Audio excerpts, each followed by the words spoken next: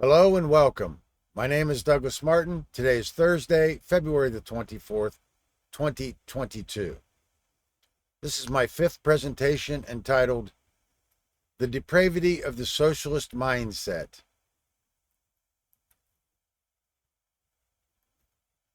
This is my title slide. I got the inspiration for this slide taking the How to Become the True Media course with Mark Passio. I would have come up with something similar because it shows how we are trapped between the extremes of these two political ideologies. So we're basically stuck between a rock and a hard place. And part of the dilemma that we're facing is a semantical dilemma, because we have these political terms that no one seems to really understand. So we're going to be fleshing those out today. And I'm going to try to help us better understand these terms, as well as understanding what the real nature of the dilemma is.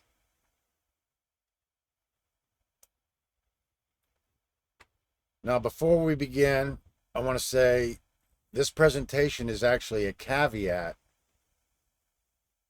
for all of my earlier work. And it takes an in-depth look into the problems we face in the world today due to the condition I will be referring to as the socialist or statist mindset. This belief in man's authority is the most dangerous of the many erroneous beliefs plaguing our world today. It is intended for mature minds. So anybody with delicate sensibilities or a weak constitution better clear on out the back. So let's have a look at what's behind the red curtain.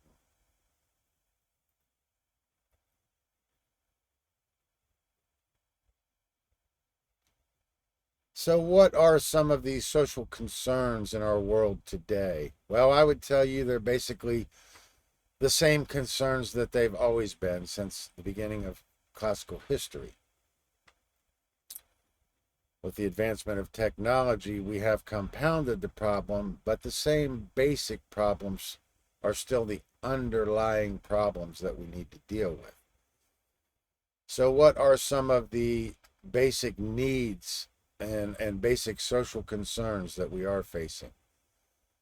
Food, clothing, shelter, transportation, infrastructure, trade routes and supply chains, logistics, protection, economics, convenience, utility, and somewhere on down the list, maybe even freedom is a social concern. Well, I'm going to discuss and try to help us understand why freedom needs to be our first and foremost concern. Economics 101 teaches us that a normal good is a good that experiences an increase in demand due to a rise in consumers' income. So a normal good is basically considered a luxury item. Let's say, for example, like a sports car could be considered a normal good. An inferior good is a good that experiences an increase in demand due to a decline in consumers' income. So these are basic needs. So a good example of an inferior good could be like beans. So I'm trying to make the distinction between what are our wants versus what are our needs.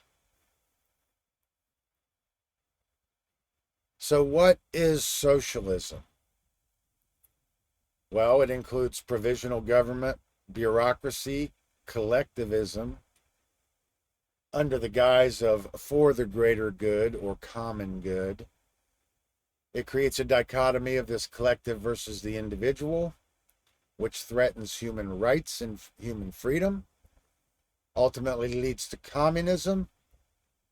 And part of the dilemma that we're facing is that we have many people that believe, and most people believe, that capitalism is a solution to communism. So we're going to try to help flesh that out and understand why this isn't necessarily true.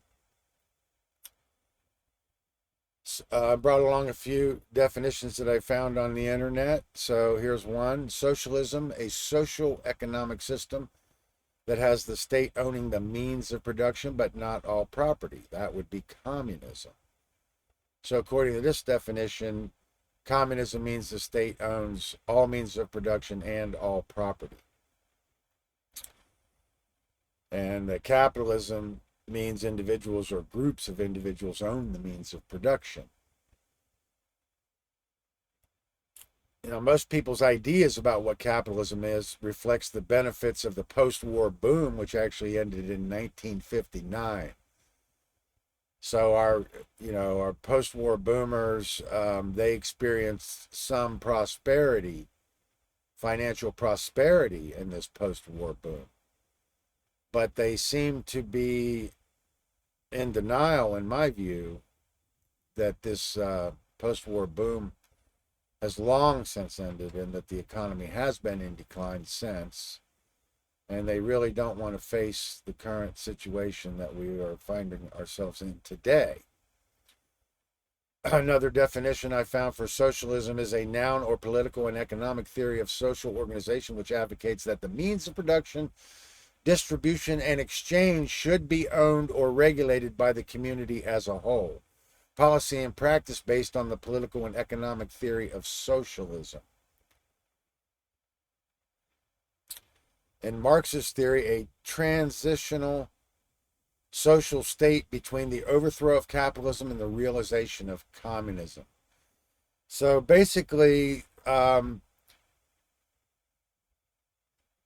try to explain the dichotomy between communism and capitalism, communism is describing that the state owns all production and means of production, all property, the complete abolition of private property. And that includes people, because your body is your property. So much like feudalism, it wants to reduce you to serfs on the land. And then capitalism is basically the idea that you can own private property, or there is such a thing as private property that is not to be owned or possessed or controlled by the state, which I would agree with. However, there's a lot more to this. So if this is perplexing our best minds since time immemorial, which it is and has, we're going to have to take a more in-depth, closer look at these terms and why our best minds are being fooled by them. So my definition of socialism is all forms of coercive government and centralized control of resources. So my definition is socialism is any form of coercive government with centralized control and centralized control of resources. Coercive government. And that includes capitalism, because any example that we have of capitalism is dealing with coercive government and centralized control, collusion between corporation and state, which is fascism, and monopolies are already in place, and there's a lot more to this. I'm going to try to help us explain that, or help explain that.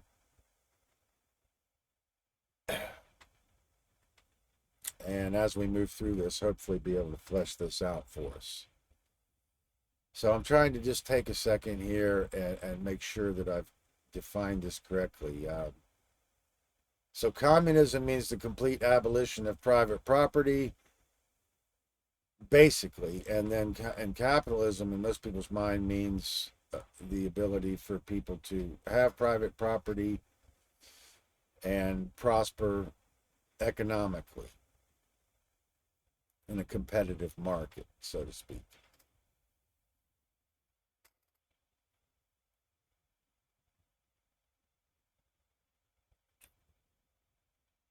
Gary Allen, in his book None Dare Call It Conspiracy, says socialism is a philosophy which the conspirators exploit, but in which only the naive believe. And that's a great book, and we're going to discuss that book a little bit more as we move through this.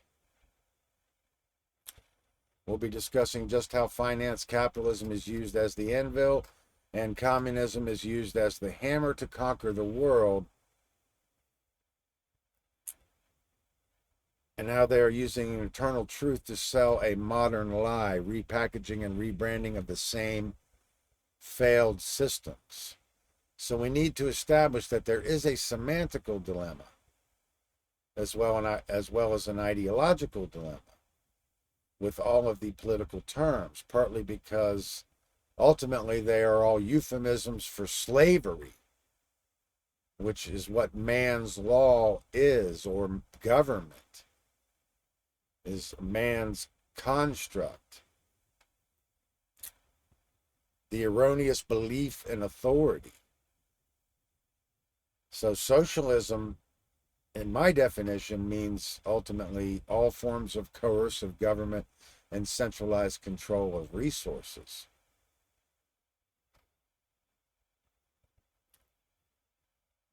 Which gives us this dichotomy of this collective versus the individual. So what we're talking about is this socialist mindset, and part of the dilemma with the socialist mindset is it not only has a sense of entitlement, but a sense that somebody owes them something, and the willingness to use the violence of the state to coerce its neighbors into capitulating to its wants or needs. So it wants to wield the aperture of the state to force its will on its neighbors or other people to compensate a dilemma or an inadequacy that it has or that they have in their own life or their own means of existence. And this is a form of social Darwinism. So it partly starts with the belief that some people have rights that other people don't have, this belief in these master-slave relationships. And we have these scientism worshippers, or these Darwinists or cultural Marxists. Atheism is part of this dilemma. And I want to try to explain a few things about this. For example, once we get caught in this dichotomy, all issues become politicized, and they can use these political issues to erode our freedoms. For example, they want to use climate change to basically strip away more liberty on a global scale. So much the same as in Soviet Russia, they reduced the value of the individual to less than or equal to a domesticated farm animal. They want to use this climate change to elevate the value of a rock above the value of a human being or the individual. So part of the illusion of this idea of socialism is that it's under the guise that it's going to give you a level playing field for everybody to compete for resources, and that everybody has an opportunity to pull themselves up out of the mire of poverty by leveling the playing field. And the promise of maintaining infrastructure and protection and equally distributing resources, ultimately preserving liberty. Well, the first thing I would suggest is that if the powers that be were interested in leveling the playing field, or that if socialism represents a system where everybody is equally poor, then why would rich people be interested in it, so interested in it? Because ultimately it bolsters their power, because they're going to be the ones controlling and distributing these resources. And they want you to believe that they're trustworthy in doing so. But part of the dilemma or the problem with this is, first of all, the belief in a master class and a slave class. So essentially, to embrace the socialist mindset is to embrace the belief in slavery. And that can never, ever be legitimate. So we have to consider that. It could never, ever be moral, and therefore could never give us a positive result in the grand scheme of things. Joseph Goebbels, the propaganda minister for the Third Reich under the Nazi regime, says to be a socialist is to submit the I to the thou. Socialism is sacrificing the individual to the whole.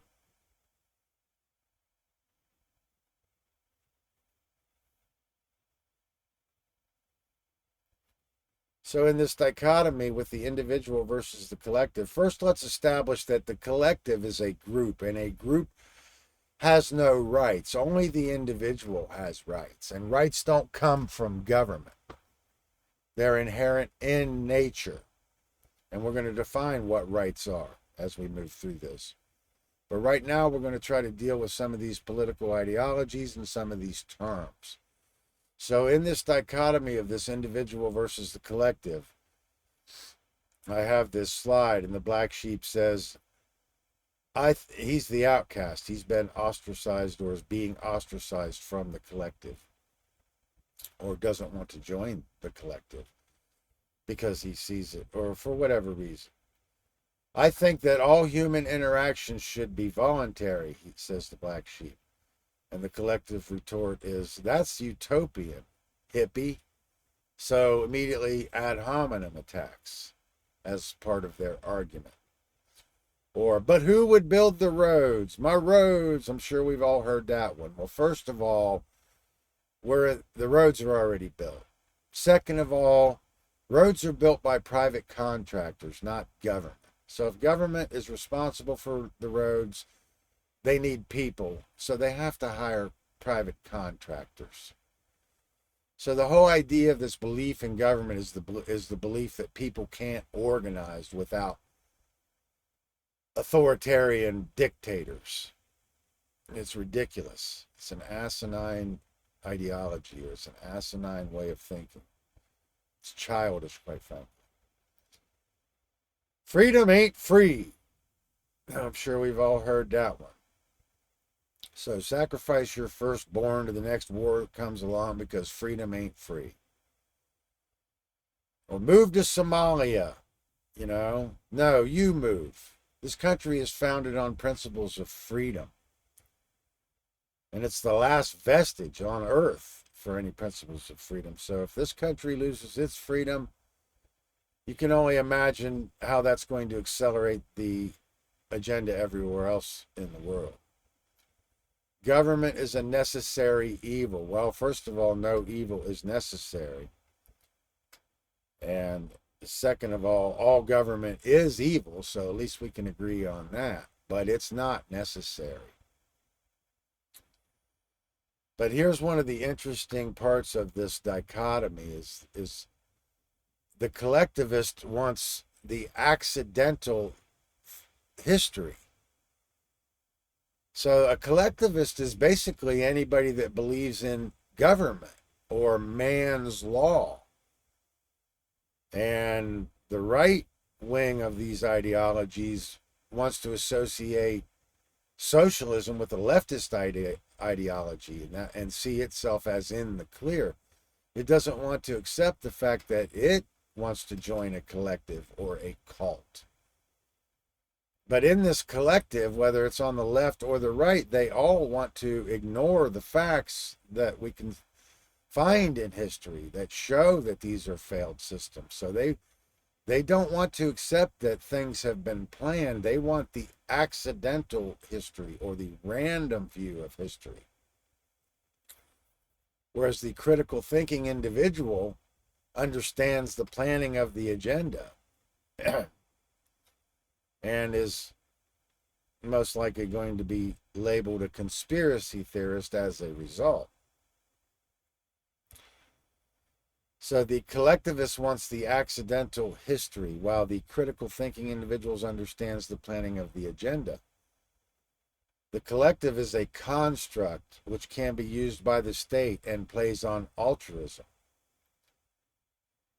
And I would tell you the collective is government, and it's a mental construct that exists only in the diseased mind. So part of the dichotomy is a consensual / voluntary versus a coercive / violent type of a system. And we've discussed how the socialism leads to this sense of entitlement, and that the belief that somebody owes them something. And we'll continue discussing these. Socialism descends into national fascism sometimes, but mostly Soviet-style communism, which is the preferred long-term plan. It is this accidental theory of history preached in the unhallowed halls of ivy, which should be ridiculed. Anybody in the halls of ivy that accepts the random or accidental theory of history is regarded as an intellectual who understands we live in a complex world. And anybody that understands that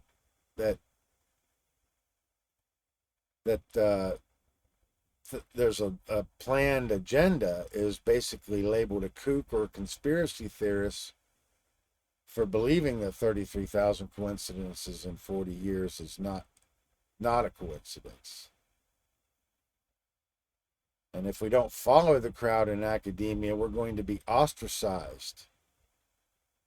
To buck the tide means social and professional ostracism, and it's the same in media. A Maoist can be tolerated by collectivists of ivory tower land, academia, and it has acquired a strong vested interest in their errors. The intellects and egos are totally committed to the accidental theory. By this reasoning, they hope to escape blame when things go wrong. Most deal with it by ignoring it. When the silent treatment fails, ad hominem attacks will follow, ridicule and satire, used to avoid having ever to refute the facts which are present.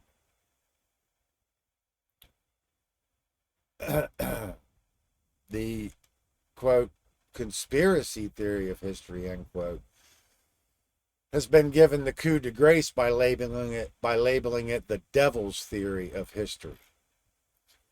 People prefer to believe the world's problems are caused by the usual poverty, famine, or poverty, ignorance, and disease. This PID model is actually being used as an excuse to build a prison planet for all of us. And we get this nanny state, this welfare state, forcing dependency on the system. So the parasite endeavors to make the host dependent on the system. And there's a lot of reasons for that. I hope that I get to make all those points as we move through this. It's difficult.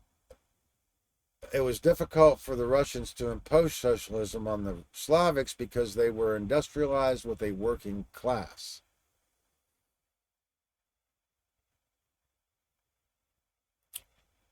Joseph Stalin says, "We did not build this society in order to restrict personal liberty, but in order that the human individual may feel really free."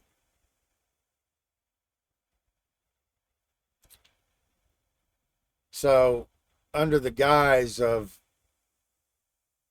freeing or liberating a society, we ended up with total Soviet-style communism, and that led to the deaths, mostly by starvation, of it, by their own numbers, 43 million Russian citizens in the 20th century under Joseph Stalin.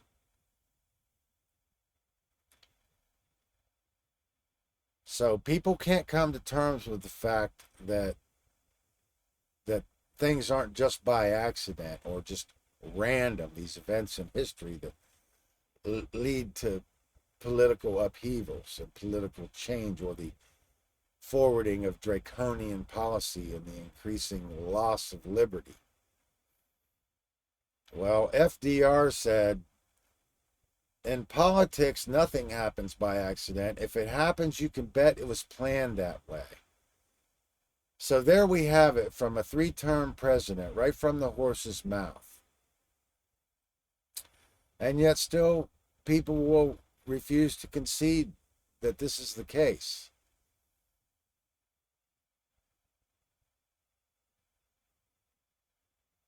In politics, nothing happens by accident.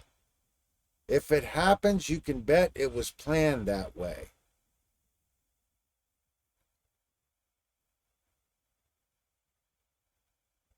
And again, still, people refuse to understand. And this is happening on both sides in this dichotomy, this right versus left, in this political ideology.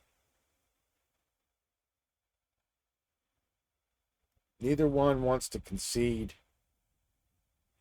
that they got it wrong. Neither one wants to concede that they're supporting an immoral system, which makes them actually immoral. And that's part of the problem that we're dealing with. The collective or group has no rights because the group doesn't actually exist in nature, and it is only a mental construct that exists only in the diseased mind.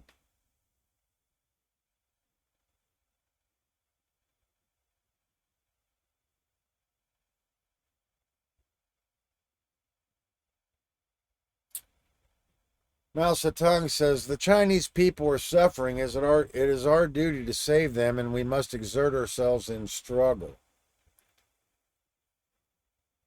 And you know, you're going to hear these same slogans and these same political rally cries, you know, from every future dictator. You know, the great legislator of today is the forgotten failure tomorrow. The great legislator of today is the forgotten failure of tomorrow. Stalin said, I need only one generation to bring in lasting communism, which I would suggest that means you'll need at least one generation to get out of it, and we're tens of thousands of years into it. So we're in deep. You know, to hear me tell it, there's very, very few people in the world that really understand the true nature of this problem.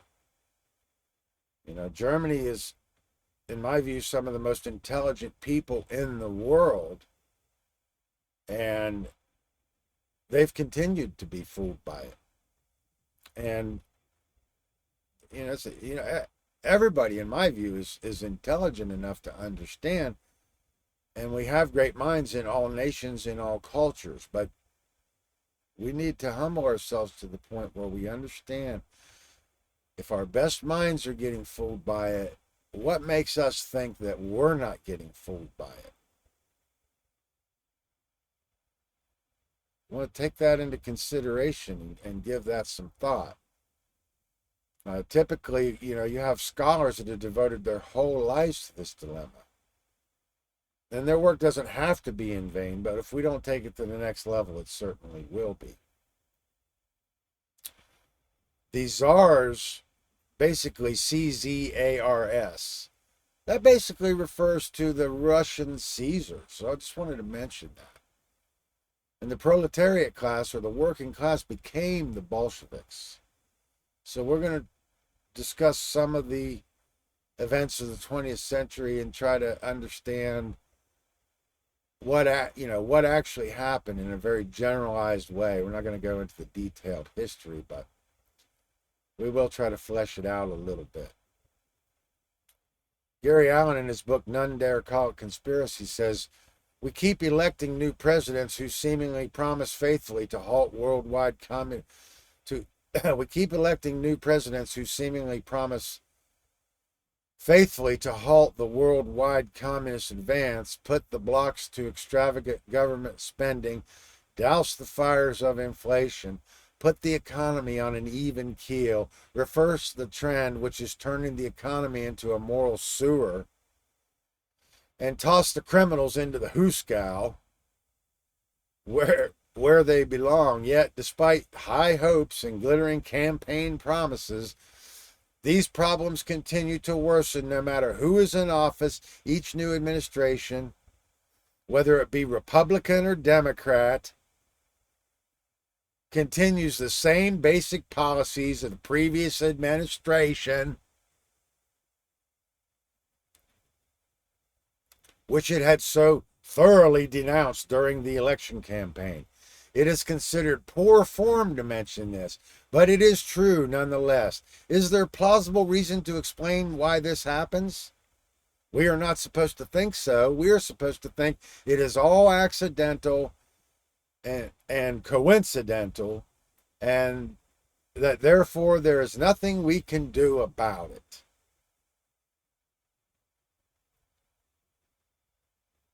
So ideally, communism is a long-term agenda for global government, total world government. So it's going to be a little bit difficult to explain, but we're going to do that, and we're going to achieve it, and I will explain it. But I want to make sure I don't miss any points as I move through this.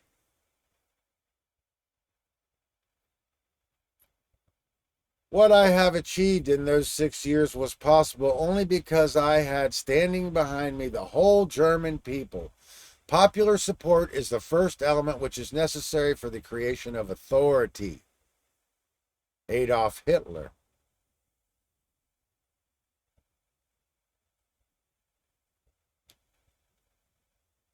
So they're offering us government under the guise of leveling the playing field, protecting the citizens, maintaining infrastructure, equally distributing resources, and preserving liberty.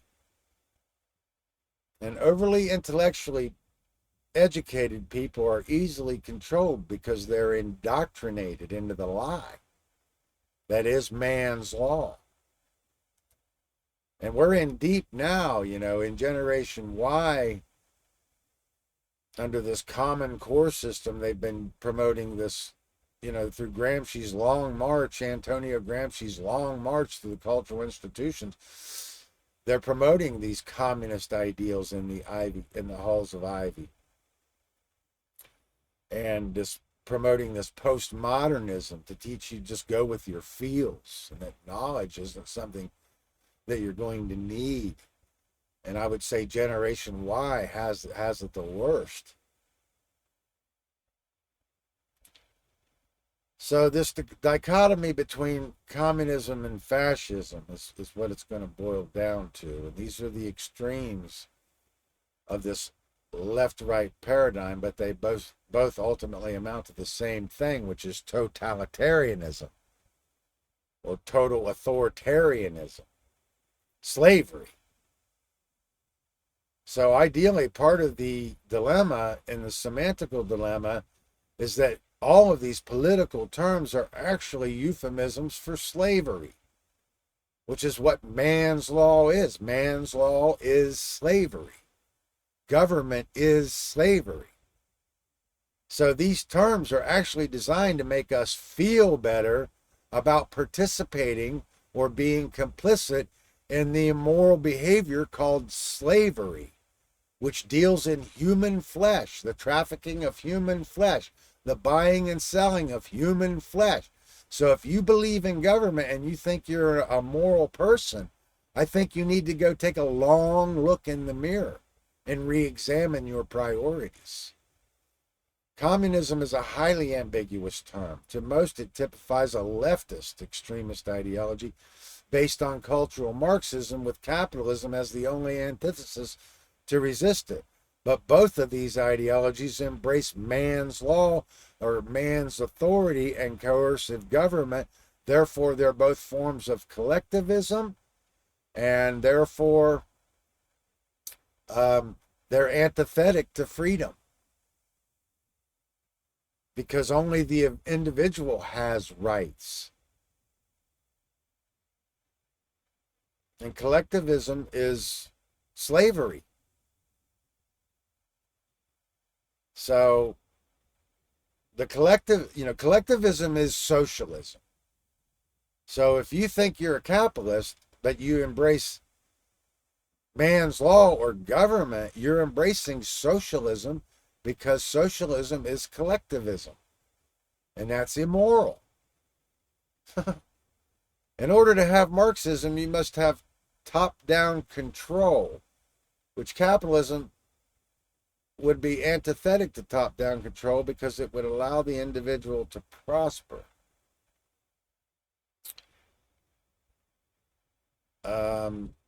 In order to have Marxism, you must have top-down control, which capitalism would be antithetic to top-down control because it would allow the individual to prosper. Yeah, in a perfect world. See, we've never experienced anything that could amount to true capitalism because all examples that we have are crony capitalism because you have collusion between government and corporation.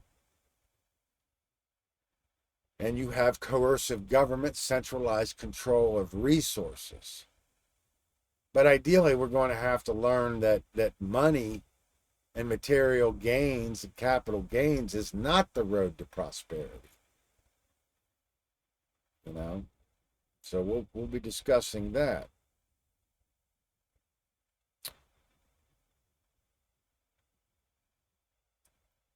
Mao Zedong says a communist should be more concerned about the party and the masses than about any individual. So, and you're going to hear it on both sides, you know. I mean, it's all about eroding the freedom of the individual. And so in any election, the government always wins. You know, and I have a lot of quotes from some of these dictators, so I'm not necessarily giving you these quotes as words of wisdom. We're trying to take a look inside the mind and the depraved mind of the socialist. Joseph Stalin says the state is an institution or that organizes the defense of the country, organizes the maintenance of order. And Karl Marx says you have to have an industrial base to create a working class. You have to go through a phase of capitalism before you can get to socialism. You have to have something to steal. The socialist mindset is the authoritarian mindset, controlling, dominating, bullying, coercion. And this is accomplished. This totalitarian state or this communist state is accomplished by demoralizing a society. So what we witnessed in the Euro theater in the 20th century is really just reflects an entire population or an entire continent that's been demoralized. And this is done through demoralization over a long, over generations or a long-term plan, which is what communism is. But I'm going to try to make the distinction as we move through this. But also dehumanization is part of that. So if we see an outcry for cruelty to animals over cruelty to human beings in acts of war, that's a sign of dehumanization. It's not that we shouldn't care about the animals, but if, there's a military campaign against the population and we don't hear the outcry until an animal is suffering, then that's a pretty good sign that the population has been dehumanized, and we're seeing it. In order to fully understand this, we must understand the things that influence and affect human behavior. The state is an institution that organizes the defense of the country, organizes the maintenance of order. That's Stalin. I already said that. Popular support is the first element which is necessary to the creation of authority. I think I already said that, so my notes are a little disorganized. So in this left-right ideology, put together this chart here so we can work with it. First, let us establish that people that believe in socialism, any form of government that has centralized control of resources and uses coercion to force compliance, want the accidental theory of history, that everything that could possibly go wrong or has gone wrong is random or accidental. The idea that this excuses them from culpability or complicity. So communism is the international conspiracy for world government, which both political parties have vested interests in. Let's keep that in mind.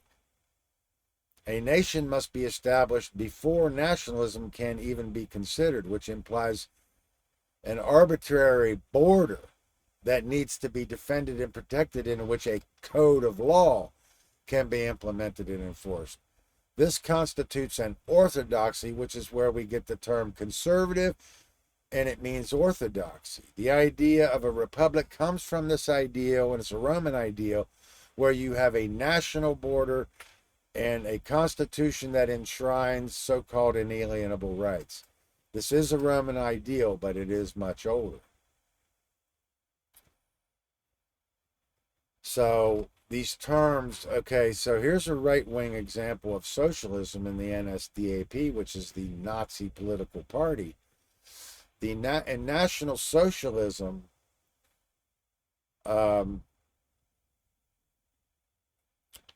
is a system that's concerned with a national community surrounded by a border that needs to be protected. So National Socialism is a right-wing ideal, but I want to put the emphasis that it's a short-term plan, and it was tried in the 20th century and scrapped for the long-term plan of communism, which is a left-wing prospect in the political spectrum. So international socialism is the dichotomy between national socialism, and international socialism comes from the Greek ideal of democracy, which views the world as a world community. It's a world system, and it's based on a long-term agenda or a long-term plan.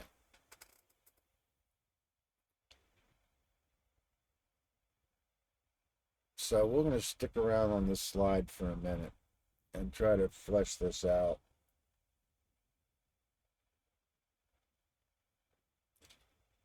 Let me get myself a drink here,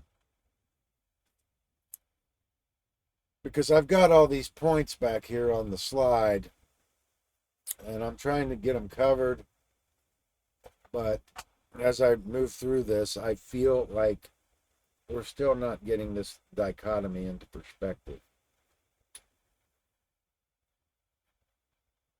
So I want to just take a little bit of time with this and make sure that we can get this fleshed out, because this is part of my primary goal of this whole presentation.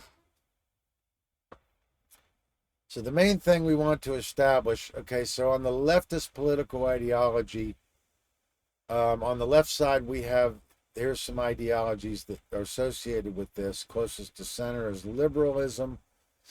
Let's not conserve neoliberalism with classical liberalism, because classical liberalism is very close to center, and neoliberalism embraces both communist and fascist ideals. And then on the right side, let's not confuse neoconservatism with classical conservatism, because these are both, classical liberalism and classical conservatism are very close to center. And neoconservatism, much like neoliberalism, embraces ideologies from the two extremes of fascism and communism. And then we have the democracy versus the republic, which is basically the Greek ideal of democracy versus, which was a contingency for tyranny, versus the Roman ideal of the republic, which is their idea of a contingency for a tyranny. But it's much older. It goes all the way back to the Code of Hammurabi and beyond. So none of these ideas were really new in classical antiquity.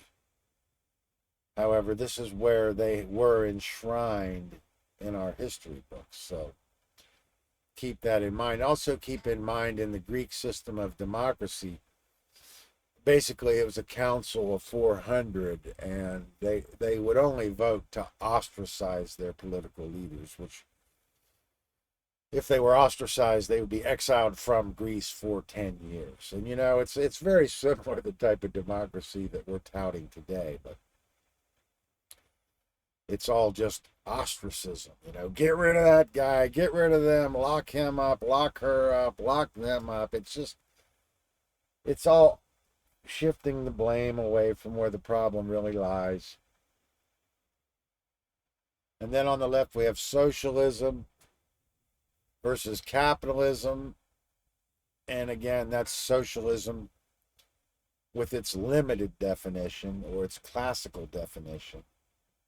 We're trying to broaden that definition. So we'll take a look at the international socialism, which is a world, a global plan, and an international idealism based on a long-term agenda. This is the idea of Antonio Gramsci's long march through the cultural institutions versus national socialism, which establishes a border that must be protected. It's a rightist political ideology and essentially associated with a short-term plan. Ideally, communism is totalitarian. Ideally, communism and fascism both are totalitarianism. So, in the end, these are just two vehicles to move us to totalitarianism.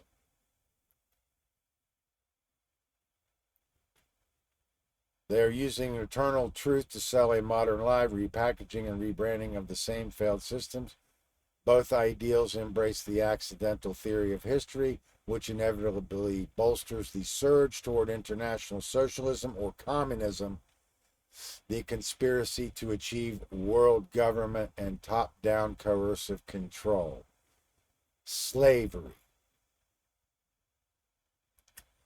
And in his book Tragedy and Hope, Carroll Quigley basically establishes that he agrees and is on board with the long-term agenda, and the only thing that he disagrees with the progenitors of this is that he feels that their plans deserve a place in the light, that people need to know about the long-term plan. In other words, he feels that he's on board with it and it's going to succeed anyway, so we might as well bring it out in the open.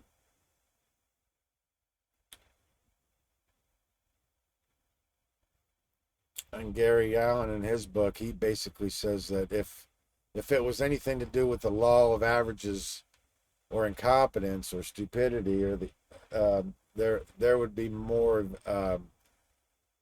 political legislation or political accidents that were in the favor of freedom.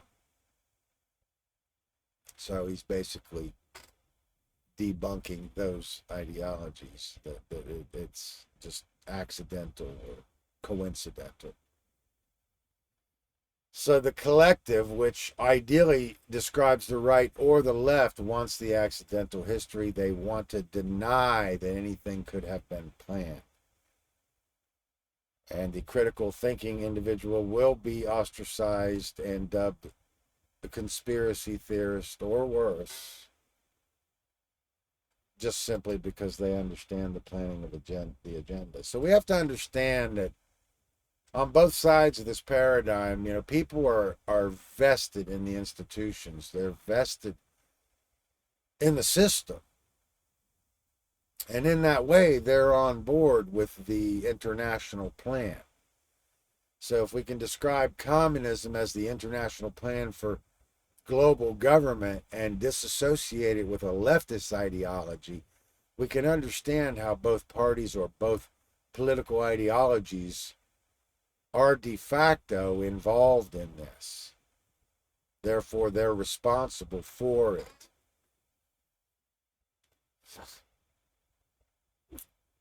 People think the way out of socialism is voting. Okay, well, you can't vote your way out of slavery.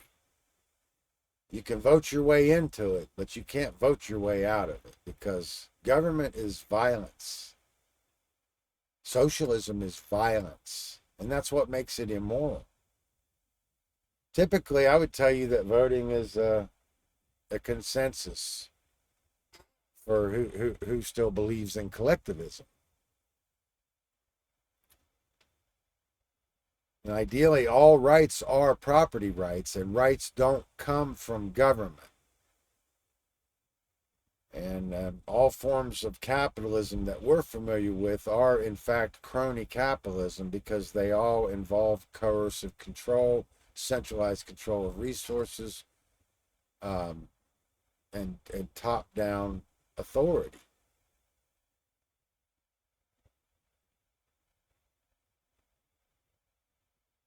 Pol Pot says that communism just hasn't been done right, or socialism just hasn't been done right.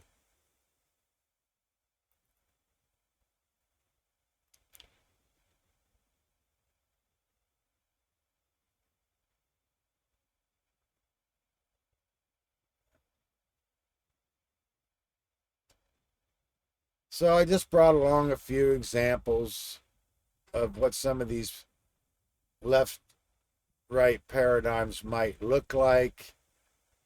And I don't necessarily agree or disagree with any of these, but we can use these to help try to get a better idea of what they are. I'm not, well, let's just,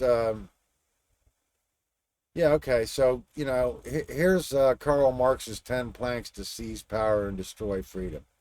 So here's the 10 planks of the Communist Manifesto. 1, abolition of property and land and application of all rents of land to public purpose. 2, a heavily progressive or graduated income tax. That sounds familiar. The abolition of all rights of inheritance. Confiscation of the property of all emigrants and rebels. Should be dissenters. Centralization of credit in the hands of the state by means of a national bank with state capital and an exclusive monopoly. Centralization of the means of communication and transport in the hands of the state. That sounds wonderful. But don't forget one thing, a good supply of face diapers. Extension of factories and instruments of production owned by the state. The bringing into the cultivation of wastelands and the improvement of the soil generally in accordance with a common plea, equal liability of all labor to labor, equal liability of all to labor, establishment of industrial armies, especially for agriculture, combination of agriculture with manufacturing industries, gradual abolition of the distinction between town and country by a more equitable distribution of the population over the country, free education for all children in public schools, abolition of children's factory labor in its present form, combination of education with industrial production. Crap. So, here's a model that I found in Gary Allen's book, None Dare Call It Conspiracy. And in chart 1, he says that this depicts a false left-right paradigm with this Fabian socialism as the center model. And his second model there, he says, is a more rational political spectrum with total government in any form on the far left and no government or anarchy on the far right. And I really can't get behind this model either. However, I would tell you that this might be used more tangible or applicable if it was a vertical model. But I wanted to bring it along because I think we need it. I think we need to look at all of these models. That's the way to really understand things, is to be as eclectic as possible. So this term conspiracy, first of all, is a term that was introduced in 1969 by the CIA, partly to euphemize the outcry against the Warren Commission report and the JFK conspiracy, but ideally it came from, in the first place, following the signing of the armistice and the end of World War I, led to what's called the Red Scare, which is the fear of the spread of communism. And then the way World War II ended on controversial terms, with Patton being relieved of command of the Third Army just before he was about to enter Berlin, and then allowing the Russians to go in first, led to Joseph McCarthy creating a stink in Congress that became known as the Second Red Scare. So the term conspiracy theorist was also partly to euphemize what became known as McCarthyism.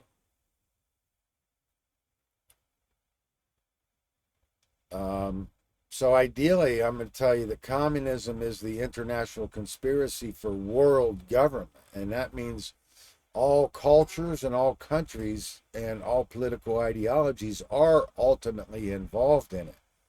Because that's, number one, where the money's at. That's where the rapid, in quotes, progressivism is. So we're going to try to help better flesh that out.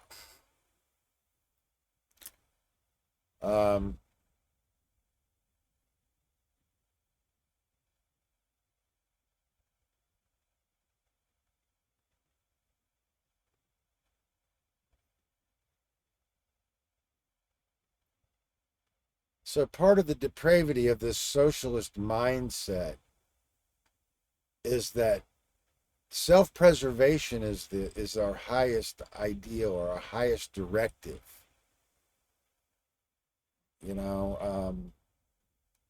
That the physical body and the physical world is all there is. This is part of this dilemma. This is part of this sickness that I refer to as the socialist mindset, or the socialist / statist mindset.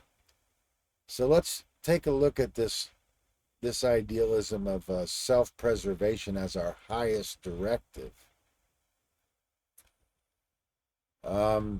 It can be associated with atheism, can lead to this. The idea that man is the highest power in the universe, therefore gets to be the arbiter of law.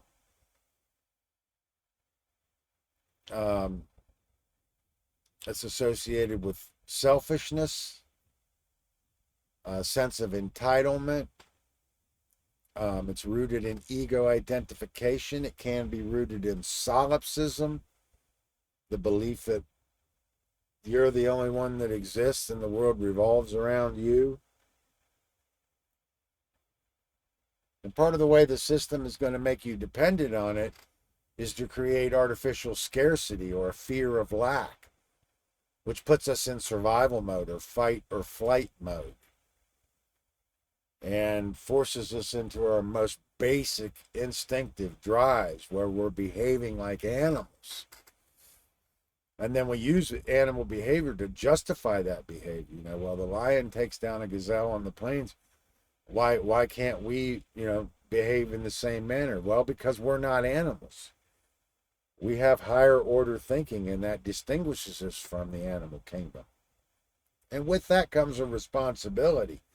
So if we want to behave like the animals, and we have this higher capacity for higher thinking, that makes us something less than animal. Of course, part of the communist modus operandi is to reduce the value of the human to that of an animal. But this idea of self-preservation is really, it's an instinctive base drive, and it's all really a social Darwinism, or leads to social Darwinism. It's all about having this petty power, or a leg up on your fellow humans. So by seeing yourself in a better, let's say, financial disposition, or otherwise, you are able to look down on others. So you're sacrificing, or you're abdicating your responsibility, and you're selling your fellow humans, including your own family that you say you love, into slavery in exchange for your petty power and your ambition to ultimately achieve ultimate power, or to be on the side of the government that you want to hand ultimate power to, and then use that apparatus of government to force your will on your fellow human beings. And if you're in protection mode, you're in fight or flight, you're not in a state of growth. You can't be in growth and protection at the same time. And by growth, I mean mental growth, brain development. So to embrace this social Darwinism, empathy has to be disengaged. And we're going to talk about some of the ways that that's accomplished. Because in most cases, it is a matter of conditioning. And that has to do with the psychopath, the primary psychopath and the secondary psychopath. The primary psychopath being actually born with some form of brain deficiency, where it's like not being born without a limb. They are actually not even capable of ever experiencing empathy. I would tell you it's very rare, but the secondary psychopath is very common, and it's a result of conditioning. So it is, we are a product of our environment, not a product of our heredity in most cases. Because the idea of the primary psychopath is so exceedingly rare, it's practically non-existent. But in this self-preservation, the self-preservation becomes the highest objective, or the highest directive, with no concern for progeny and posterity, only concern for one's own. Just me, I, me, mine all day long. What's in it for me? What do I get out of it? And it leads to the exploitation of all resources for materialistic ambition, rather than accepting the responsibility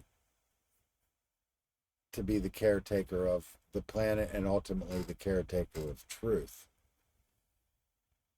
So let's just keep moving forward.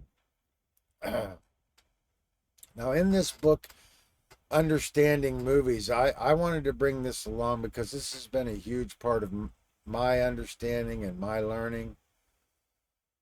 And this book was actually my college textbook, and this was the 12th edition, I believe. But it's called Understanding Movies by Louis Giannetti, and this is a huge subject. But they give examples of films and how these films fall into this left, center, right paradigm. And it does show the paradigm as a political paradigm, and how that aligns in this model, or these films align in this model. So October is a film that depicts the October Revolution in 1917, the Bolshevik Revolution, which led to Soviet Russia, and it deals with the different moderations, the human condition. There's a leftist socialist ideal. Film High Hopes depicts the liberal ideal. The centrist model, Cinema Paradiso. And then on the near right, It's a Wonderful Life. It's a conservative ideal. A little farther right, The Virgin Spring, monarchist theocratic monarchy. And then far right, Triumph of the Will. And these are all important films, and they need to be studied in terms of this political paradigm, or this ideological spectrum. But part of what I wanted to discuss is how these ideals exist in terms of lifestyle choices before they become politicized. And that's what we want to be able to understand, because once we start to politicize these things, that's where we've created the dichotomy or the opposition. We've created a dialectic, and in the dialectic, we can forward political policy or authoritarian, the move towards authoritarian or totalitarianism.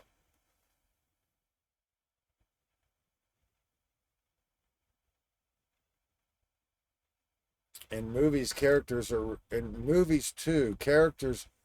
rarely articulate their political credos, but in most cases, we can piece together their ideological values and assumptions on the basis of their casual remarks about these topics. A word of caution: ideological labels are just that, labels.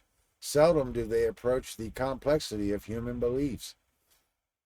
So labels defeat us. Let's keep that in mind. That's why ad hominem attacks are part of the logical fallacies of the socialist and depravity of the socialist mindset. When they can't make an argument, they either want to shut you down or attack you, or by any means available, bolster their claim. And remember, by attacking one side, we're bolstering the other side. So if we're attacking one news organization, we're bolstering the other news organization. We're going to talk about that too. A word of caution, after all, most of us are liberal about some matters and conservative about others. So again, we have confusion with these terms, liberal and conservative. I want to establish right now the term liberal means basically, it comes from the term liber, which means freedom, or also book. But these terms have been distorted to the point where they've taught us to hate the idea of liberal, which is actually an ideal based in freedom. And they've managed through this political dialectic to teach us that this term liberal means the surge towards communism. And they've associated it with, total communism.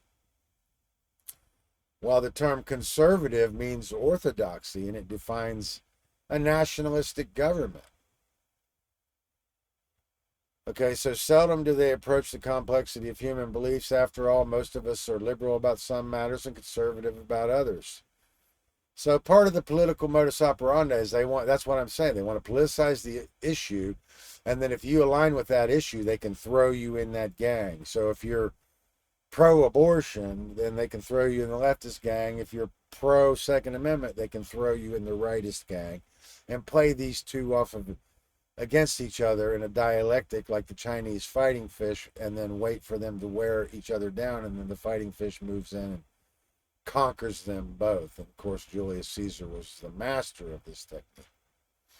But Rome took it farther, We'll talk about that some. The same can be said about movies and the characters in them. The following value systems are merely roadmaps that can be helpful in determining a movie's ideology.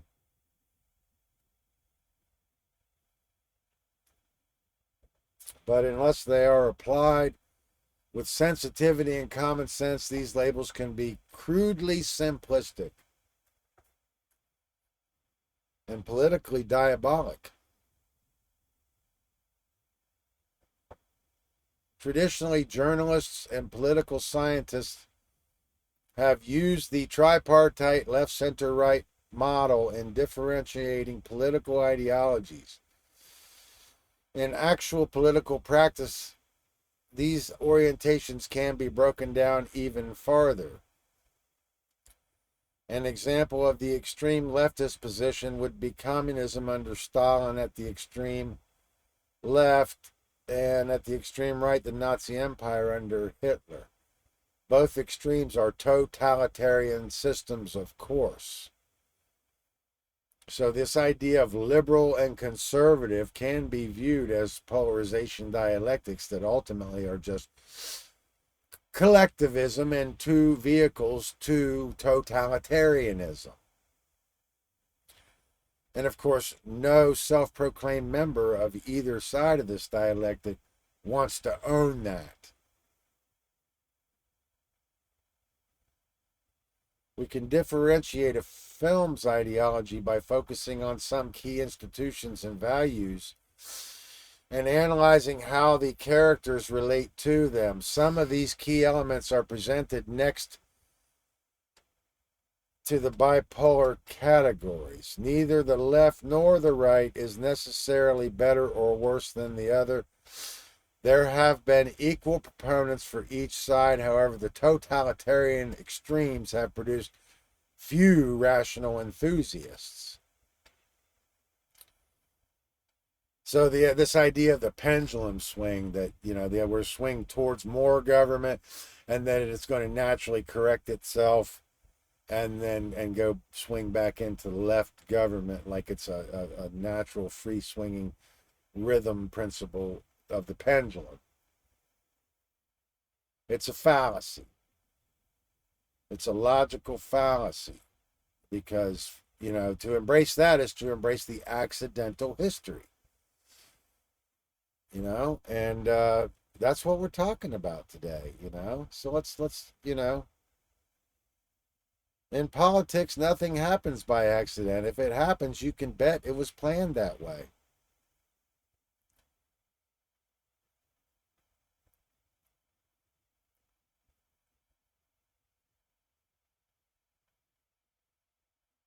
The left, center, right model. Traditionally, journalists and political scientists have used the tripartite right model in differentiating political ideologies.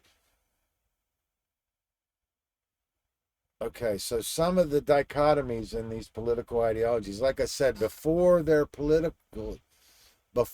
become politicized, these are lifestyle choices or lifestyle preferences. And I'm just going to list a few here, because we've already been on this slide too long.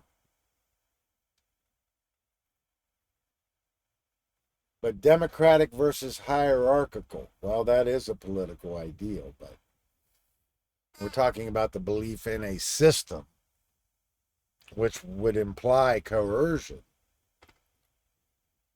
which I can't get on board with, either one. But I did talk about a hierarchical system in one of my talks. I wasn't really referring to a hierarchical system. I'm referring to somebody had to be the caretaker of truth. So respect for elders means respect for truth. And who is going to be the caretaker of truth? And it had to be a bottom-up reprioritization of a value system. So if we make truth our highest value system, then somebody has to be the caretaker of truth. Well, I've already discussed in my earlier work how truth had been lost. In order to become the caretaker of truth, you would first have to recover it, or at least as much of it as you possibly could. So there is more to truth than just understanding moral principles. And that was my point about that. But in this dichotomy, we have democratic versus hierarchical. And I'm going to make it clear, I'm not for either political paradigm, because government is slavery. So I wouldn't be able to get on board with any form of coercive control. But I understand that it is our responsibility to become the caretakers, not only the stewards of the planet, but to become the caretakers of truth. Because if the truth got lost before, in order to become the caretakers of it, we would have to recover it and then make sure that never happened again. And I've already told you that's what the pyramids were built as a contingency for. But that's not what I'm here to talk about today. So in this lifestyle choices before they become politicized, we have sexual freedom versus marital These are just some examples. Sexual freedom versus marital monogamy, outsiders versus insiders, cooperative versus competition, cooperation versus competition, future versus past, secular versus religious, relative versus absolute, environment versus heredity. And leftists tend to emphasize these similarities among people. We all eat about the same amount of food, breathe the same amount of air. Likewise, leftists believe that a society's resources should be distributed in roughly equal proportions, as implied in The Human Condition. That's a film. And as I said before, if the wealthy class or the ruling class were truly interested in a leveling playing field, then they wouldn't want socialism. So why are they interested in, if that was true about socialism? So why are they interested in socialism? Because that's not true about socialism. It means centralized control of resources, and then they get to be the progenitors of who gets what.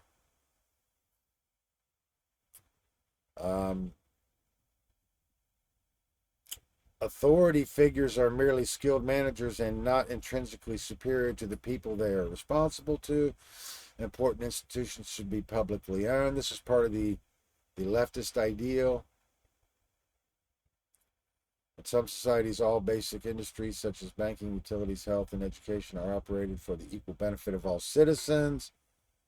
The emphasis is on the collective, the communal. And then, and this is, that is a political ideology because they're talking about a system. Whereas rightists emphasize the difference between people, insisting that the best and brightest are entitled to a larger share of power. And this has to do with this Roman pragmatism, belief in master-slave relationships. And the economic pie, then less productive workers. So they believe that the more motivated and prosperous are worthy of the lion's share, not only of resources, but power as well. So they see themselves as privy to rights that other people don't have, that they see as less than them. So they're embracing this social Darwinism and this having a leg up, as implied in Henry V, which is a film. Authority should be respected. According to the rightist ideals, social institutions are guided by strong leaders, not rank and file or even average citizens. Most institutions should be privately owned, is the rightist ideal, with profit as the main incentive to productivity, which is all based in the belief that money is the road to prosperity. The emphasis is on the individual and an elite managerial class. Environment versus heredity. Okay, so this is more of a lifestyle choice, I think. So leftists believe that human behavior is learned and can be changed by proper environmental incentives. Antisocial behavior is largely the result of poverty, ignorance, and despotism. Sounds like the PID model. And low social status rather than human nature or lack of character, as in The Chant of Jimmy Blacksmith, which is a film. Rightists believe that character is largely inborn and genetically inherited. So in this Roman pragmatic ideal, or this rightist conservative ideal, they believe in master-slave relationships and that it's hereditary. So this is related to the divine right of kings. We'll get into that. Hence the emphasis of many right-wingers on lineage, of the advantage of coming from a rapid, in quotes, good family, as in late spring and late autumn, which are films in some Asian societies, especially ancestor worship is common. So you have these caste systems, relative versus absolute. People on the left believe that we ought to be flexible in our judgments, capable of adjusting to the specifics in each new case. Children are characteristically raised in a permissive environment and encouraged in self-expression, as in my life as a dog. Moral values are merely social conventions, not eternal verities. Issues of right and wrong must be placed in a social context, including any mitigating circumstances before we can judge them fairly. Rightists are more absolute in judging human behavior. Children are expected to be disciplined, respectful, and obedient to their elders. Right and wrong are fairly clear cut and ought to be evaluated according to a strict code of conduct, as in Pinocchio. Violations of moral principles ought to be punished to maintain law and order and to set examples for others. Secular versus religious. Leftists believe that religion, like sex, is a private matter and should not be the concern of governments. Some left-wingers are atheists or agnostics, although some of the most famous have been members of the clergy, like the leaders of the American Civil Rights Movement in the 1960s. Most are leftists. Most leftists are humanists. The belief that human problems can be solved by human ideas. Religious skeptics frequently invoke the authority of science to refute the traditional religious beliefs. They end up with terms like fideism, which means that reason is not ignored, but faith prevails. Others are openly critical of organized religion, which they view as simply another social institution with a set of economic interests to protect, as in Aguirre, The Wrath of God. I highly recommend that film. It's one of my favorite films of all time. It's one of the most important films, I feel. It deals with the Spanish conquistadors' invasion of South America, Mesoamerica. Leftists who are religious tend to be attracted to progressive dominators, which are more democratically organized than authoritarian or hierarchical religions. Rightists accord to religion a privileged status, as in The Virgin Spring, which is a film. The authoritarian societies decree an official faith for all their citizens, and non-believers are sometimes treated as second-class citizens. If they are tolerated at all, the clergy enjoy prestigious status and are respected as moral arbiters. Paid is regarded as a sign of superior virtue and spirituality. So this is part of the conservative ideal, this right-wing ideal. Future versus past. In general, leftists view the past with disdain because it was dominated by ignorance, class conflict, and the exploitation of the weak. The future, on the other hand, is filled with hope, with the infinite promise of improvement, as can be seen in High Hopes. The optimism that typifies many left-wingers is based on the idea of progressive and evolution toward a more just and equitable society. People on the right have a deep veneration for the past, for ancient rituals, and especially for tradition. Virtually all of the films of Yasuhiro Uzo typify these traits. That's Yasujiro. You can probably pronounce it better than me. Rightists tend to disdain the present as a corruption of a lost golden age. Like John Ford's The Man Who Shot Liberty Valance. They view the future with skepticism, for it holds only more change. So they, like I say, a rightist ideal is conservative, which is an orthodoxy. They don't want change, they want orthodoxy. And change is what trashed the glories of the past. So, one of the things that helps understand this is Nietzsche's essay on the use and abuse of history, which deals with the antiquated, the critical, and the monumental aspects of history. It definitely helps you develop at least a more eclectic worldview instead of isolating yourself in a box. I think it's an important essay to help at least begin to open up somebody's mind. Consequentially, rightists tend to be pessimistic about the human condition, citing the laxness of standards and crumbling morality of modern life. Many of the films of Ingmar Bergman reflect this pessimistic view. cooperation versus competition. People on the left believe that social progress is best achieved by a cooperative effort on the part of all citizens towards a common goal, as in October, which is basically depicting the Bolshevik Revolution. The role of government is to guarantee the basic needs of life, work, health, education, and so forth. And this can be most efficiently accomplished if everyone feels he or she is contributing to the common good, wrap it in quotes. Rightists emphasize open market principles and the need for competition to bring out the best in everyone, which I would describe as social Darwinism. And that's embraced on both sides, whether you understand that or not. A classical film text of the American go-getter philosophy of the late 1920s. That's called Safety Last.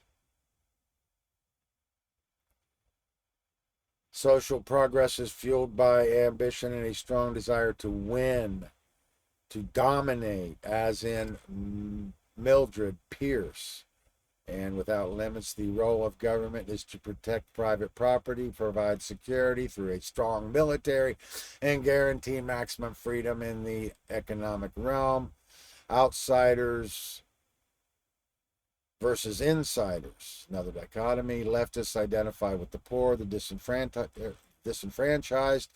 They often romanticize labels and outsiders like Bonnie and Clyde and Robin Hood, Prince of Thieves. Leftists are pluralistic in the sense that they respect and value ethnic diversity and are sensitive to the needs of women and minorities. Left-leaning movies often feature the protagonists who are ordinary people, especially working-class characters, peasants, and laborers, such as those in Bicycle Thieves and Open City. Rightists tend to identify with the establishment, the people in power, the people who run things. They emphasize the importance in determining the main course of history, as in Rambo films and Henry V. Right-leaning movies tend to feature protagonists who are authority figures, patriarchs, military commanders, and entrepreneurs, as in The Searchers. International versus nationalistic. Leftists are global in their perspective, emphasizing the universality of human needs, irrespective of country, race, or culture, as in Hearts and Minds. They often refer to the family of men as a more appropriate perspective than the narrow limits of the nuclear family. Right-wingers tend to be strongly patriotic, often regarding the people from other countries as vaguely inferior. Family, country, and God is a popular slogan of many right-wing societies. It might well represent the credo of the great American director John Ford, whose epic westerns are fervently nationalistic. Wagon Master, My Darling, Clementine, Fort Apache, to name just three. Unlike leftists who believe that criticism makes a country stronger and more flexible, right-wingers believe that criticism weakens a nation and makes it more vulnerable to outsiders' attack. Sexual freedom versus marital monogamy. Sexual freedom versus marital monogamy. Leftists believe that who you have sex with is nobody else's business. They often accept a homosexuality as a valid lifestyle, and they reject attempts to regulate sexual behavior among consenting adults, as in Seven Beauties. In the area of reproduction, too, leftists emphasize privacy, personal choice, and non-interference, birth control, including abortion, as well as contraception. It is regarded as a basic right. Birth control, including abortion, as well as contraception, is regarded as a basic right. Rightists regard the family as a sanctified institution, and anything that threatens the family is viewed with hostility, as in Ford's The Grapes of Wrath. Premarital sex, homosexuality, and extramarital sex are condemned. Similarly, right-wingers tend to oppose abortion, which they consider a form of infanticide.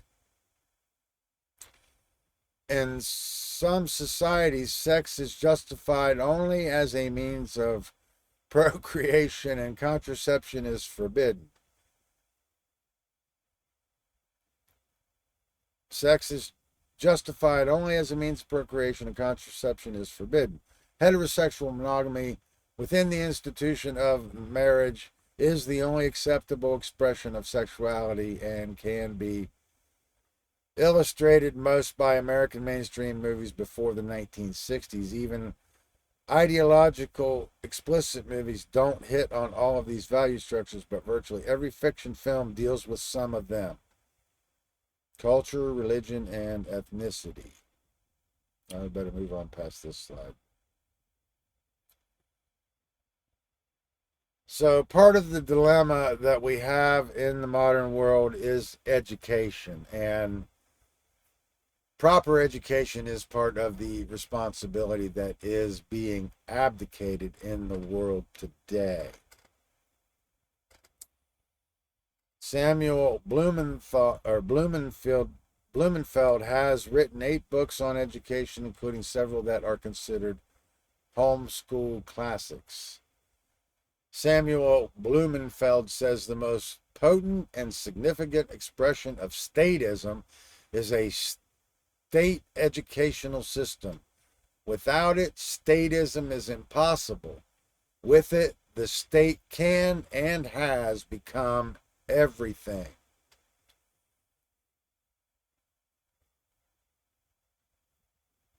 So once we embrace this state educational system, we are embracing the state as God, because the state becomes everything. It becomes the minds of our future generations, who will determine the course of human history. And it allows the state to spread its tentacles into everything. And we're going to try to discuss that as we move forward through this.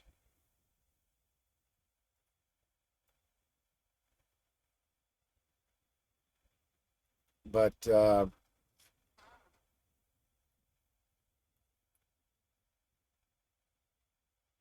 in politics, nothing happens by accident. If it happens, you can bet it was planned that way. So FDR in 1933 gave us this New Deal.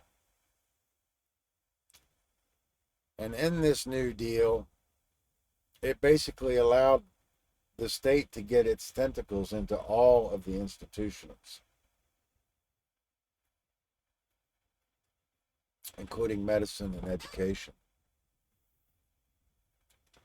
So I'm going to try to take my time a little bit with this slide, because this is a big subject and it's a big part of the solution. I got some inspiration from watching Brandon Spencer's recent video on this. I can't remember the title of it, but he's got a lot of good work on the One Great Work Network. You want to go check out his work. I've only recently discovered it, but I tried to bring some of it along to put with my presentation here. And there's a lot of other great content creators on the One Great Network. So you want to check that out. But I don't know how many of us are familiar with B.F. Skinner. But B.F. Skinner brought us what is known as this operant conditioning, which is positive or negative reinforcement. And this, which gives us this outcome-based education, which is basically an education system that is producing obedient workers, which could be considered a euphemism for slaves. And it's a transactional prospect, which I'll talk about. But the idea is, by changing the environment, we can change the outcome, or we can influence the student to affect the outcome.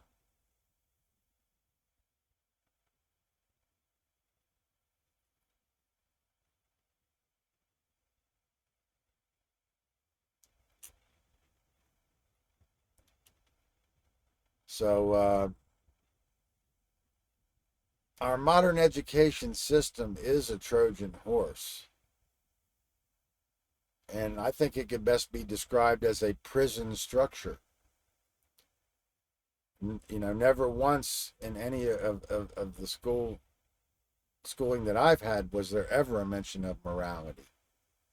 And, they want to send you off to the church for that. We have to say the Pledge of Allegiance every day. That's indoctrination. Roll call, dress codes, uniforms, assigned seats. This is all Pavlovian training. And this idea of punishment and reward is transactional leadership, which we're going to talk about. So B.F. Skinner championed conformity through what he called behaviorism. And no individual thought can be tolerated. Now we have this common core system coming in, where basically students are being taught to go with their feels. And I wanted to spend more time on this subject, but I've created such a massive presentation. I'm going to have to try to limit my time on some of this.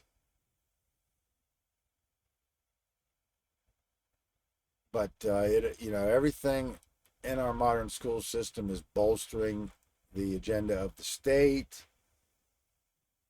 So we get 14,000 hours of basic obedience training. We're never taught the trivium. We're never giving the critical methods of truth discovery, like the trivium and the quadrivium, Hegelian dialectic, and others, which we'll discuss as we go through this. Ultimately, we create, or we're creating a generation of order followers, indoctrinated, robotic thinking droids or androids. So if we put garbage in, we're going to get garbage out. This is all partly due to bad parenting. One of the phenomenons of this is these hockey dads or these soccer moms, but hockey dad is a better example because in the case of a hockey dad, what we often have is this phenomenon where the parents are basically forcing the children to do the things and live out the dreams of the parent and do the things that the parent never had the courage to do. That's part of this phenomenon.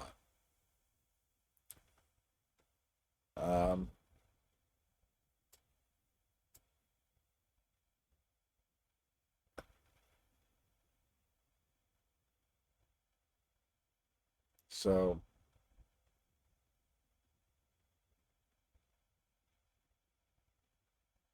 I'm just kind of reading this slide here to see if I can use this.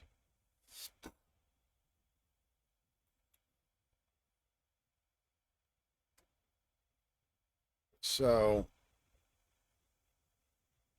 let me go to this. Let me go to this. So Horace Mann, 1796 to 1859, the U.S. editor and politician, considered the father of the American public education. He helped to establish the first state board of education while he was a representative to the Massachusetts state legislature, 1827 to 37. He served as the board's president from 1837 to 48.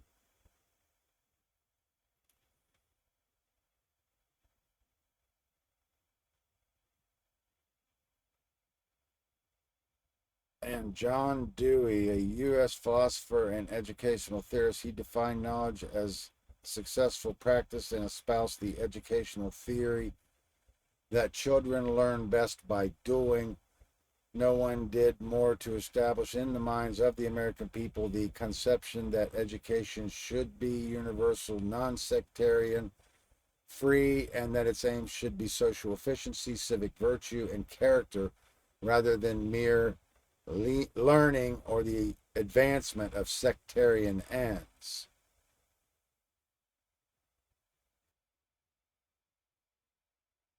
John Taylor Gatto.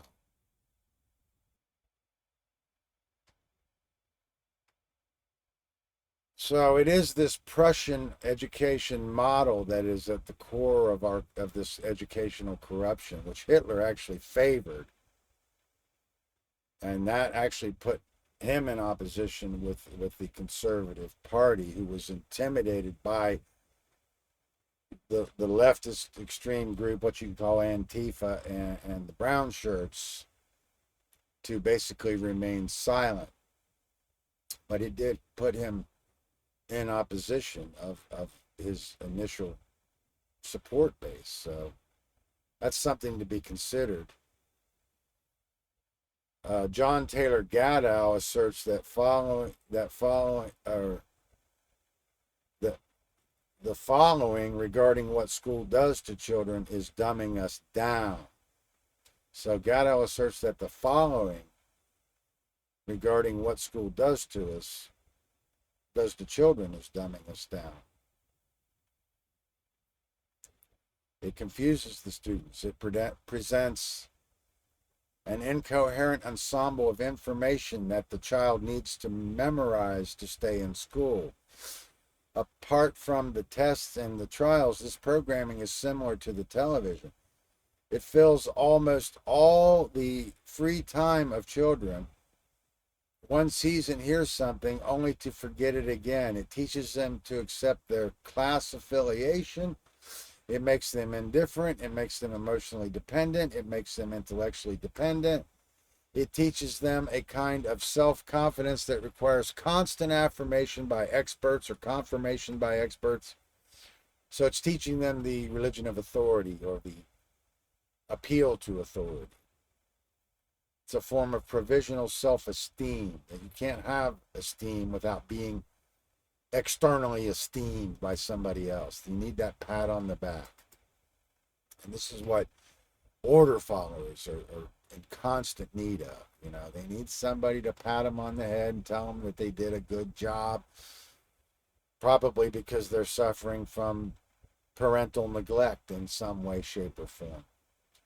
It makes it clear to them that they cannot hide because they are always supervised.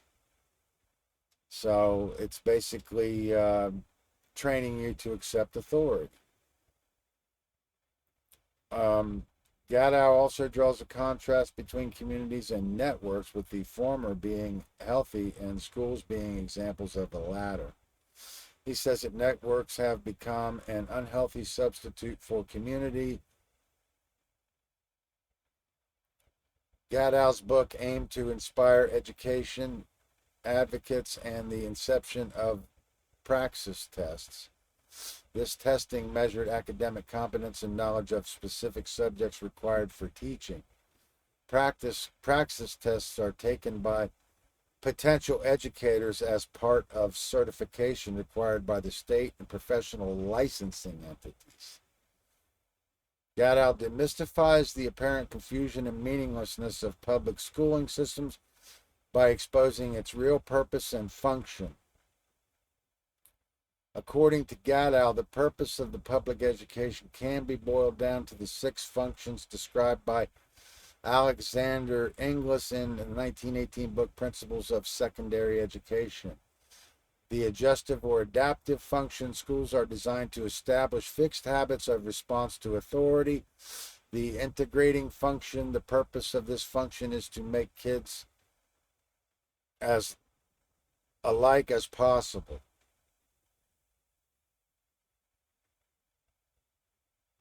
The diagnostic and directive function: schools determine each student's proper social role. The differentiating function: students are trained no more than to meet the standards of a determined social role. The selective function: unadopted students are treated like inferiors in order to prevent their reproduction. The deliberate dumbing down of America.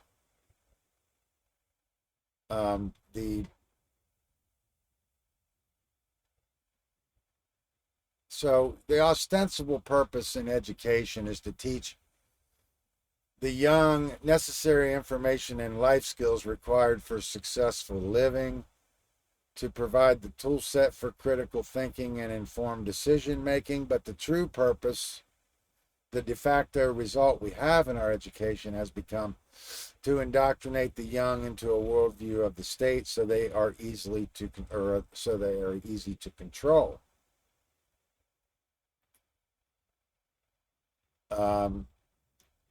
To present a skewed depiction of both past history and current social events to politically brainwash the young and impressionable.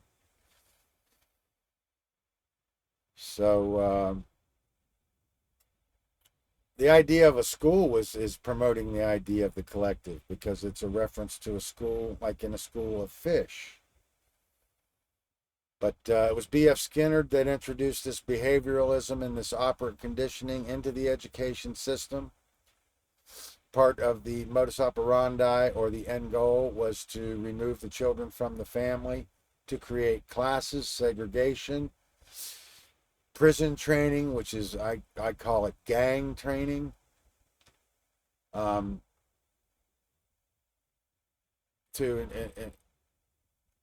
induce fear of abandonment.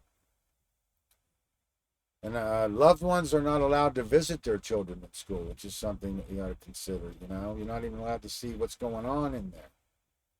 They want to completely control that environment, because they want to completely control the product that they put out, which is the student, which I would tell you is a product of government. But they promote this outcome-based education, so they can be considered in government indoctrination camps to produce this herd conformity. They teach everybody this Pavlovian training to react and move to the sound of the bell. And it's in this operant conditioning where punishment and reward are the ambition of the student. And this is a transactional form of leadership. So this operant conditioning induces changes in behavior by changing the environment. And you could be punished for standing up for yourself. So this 14,000 hours of compulsory schooling is part of this government indoctrination, and now they're lowering the age, so consider that. John Taylor Gatto says school is a 12-year jail sentence where bad habits are the only thing truly learned. Schools don't teach anything except how to obey orders, and they use cult indoctrination techniques. We should be teaching objective morality because kids can understand it. The herd conforms to labels, and the community conforms to labels. But we should be conforming to what is right.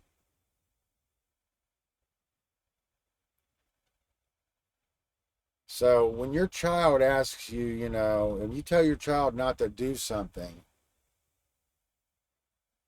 often the parents wants to answer, because I am the parent. But see, when you do that, you're teaching the child that obedience is proper.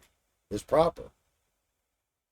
the child must obey because the authority says so. So this bolsters the appeal to authority, or obedience to authority.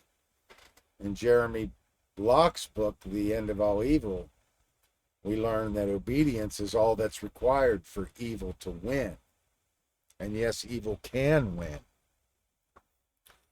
So we're instilling obedience by doing this into the child, or threatening the child with violence.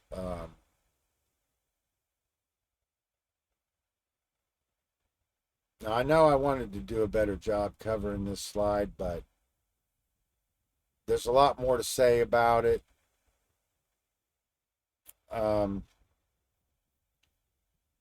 I've got a quote here. Let's take a look at it. This is a very good quote.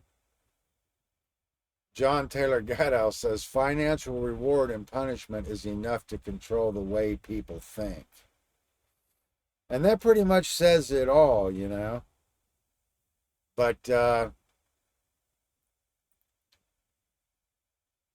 let's keep moving forward through this. I mean, I know there's a lot more to this education. Like I say, I want to tell you, I started this presentation having just completed the How to Become the True Media course with Mark Passio, and I wanted to create a project to try out some of these new skills. So I did my Seed 4 presentation using OBS and PowerPoint.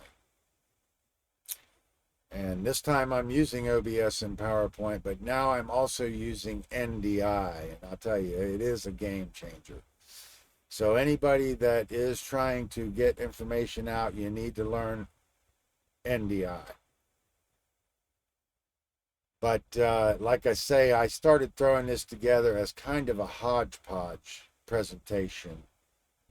And it just kept growing. And now I've got a massive presentation here.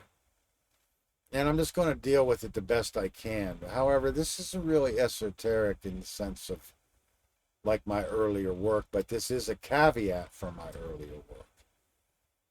So, you can start here and work your way back in my work, because my work gets more advanced as you work your way back. But I started this out as kind of a hodgepodge, and it's kind of grown into this Goliath. But the main ambition of this presentation was to try out some of my new technical abilities and incorporate NDI and try to step up my game a little bit. So bear with me, because I'm kind of having a little bit of fun here while I'm doing this. It's an arduous, long presentation. It's huge. But we're going to have to start picking up some speed, or we're never going to get through this. So some of these things I wanted to explain a little bit better. I'm not exactly sure how well I've been explaining them, but we'll just do the best we can with what we've got and keep moving forward.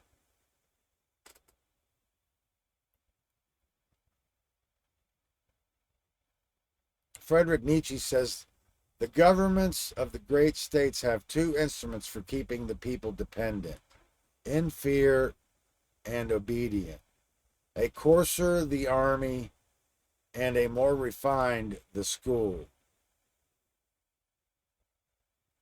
In almost every case, tyranny has been enacted with the blessing and support of the people. The masses are easily seduced by authoritarian collectivism.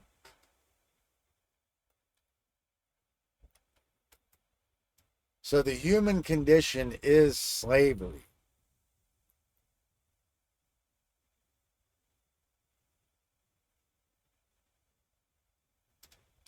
And that is what I'm here to talk about today. This depravity of this socialist mindset is the manifestation of the diseased mind. That's what government is. I mean, this depravity of this socialist mindset is what is manifesting this human condition we called slavery. So because it is a condition, it doesn't have to be this way. So the good news is we can change. We can change it. The bad news is we are the cause of it. At least those of us that believe in man's law or man's authority, which is what gives birth to this seven-headed hydra. And this seven-headed hydra can be described as religion, government, including military and police, media, education, banking and financing, healthcare and medicine, science, and ultimately religion. So we're going to discuss those as we move forward through this.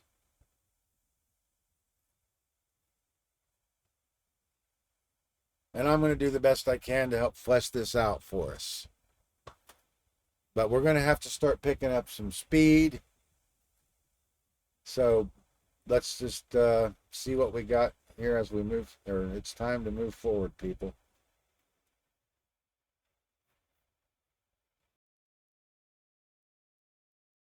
So the human condition is slavery.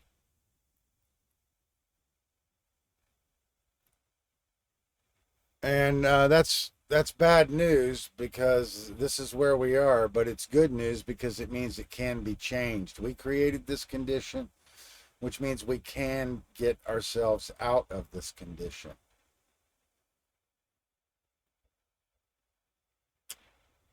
So part of the solution to getting ourselves out of this condition is understanding world history.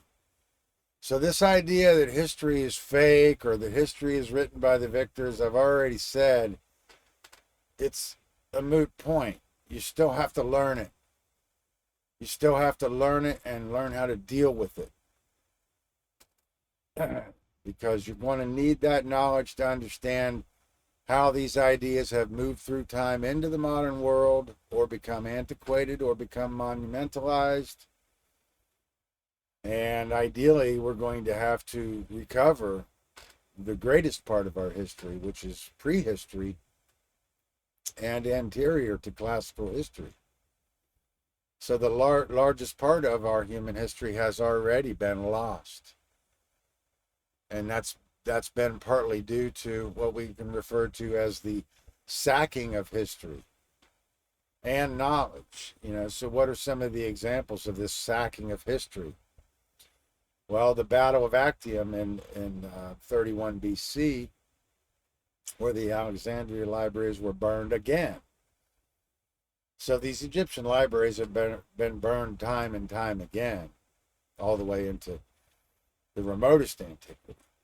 But we're not here to talk about that today. But a few more examples, the October Revolution, Russia is pulling down of these statues is known as decommuting. Wanted to mention that, but the 1666 London fire, just a few examples. The collapse of Rome under Alaric, the fall of the Roman Empire. These all entail sacking of history and the destruction of knowledge, and the Salem witch trials and the book burnings. And in the modern world, we have this cancel culture. So we want to take a look at this cancel culture and understand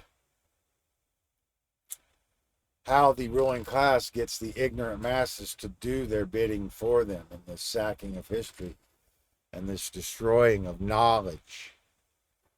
The Vandals sacked Rome in 455, thinking that was a symbol of overthrowing the elites. Instead, they were just playing into the agenda of the ruling class.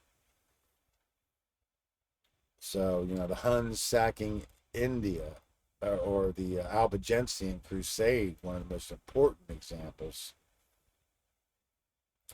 But also renaming place names, which is what Harold Bailey's work deals a lot with.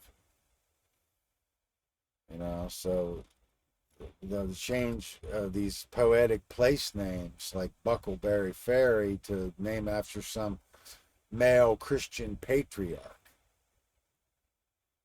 And if they can't get rid of it, they'll just assimilate it. Like in the case of Peter Pan, when they found Pan in Scotland, they couldn't get rid of it. So they just named it Peter Pan. And it's, one classic example of many.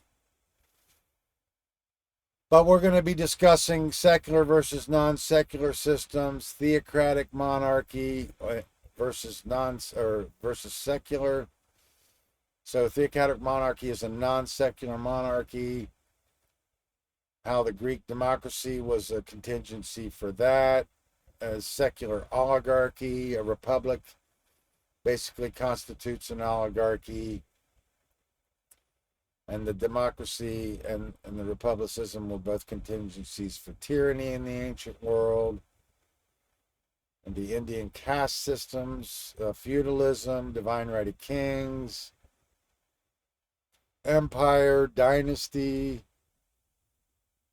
socialism, communism, fascism, Bolshevism, liberalism, conservatism, republicism, constitutional republic, imperialism, manorialism, And let's not get the idea that, isms are the enemy. And like I say, it is a semantical dilemma, but euphemism for slavery, so euphemism, see, the ism is not the political problem.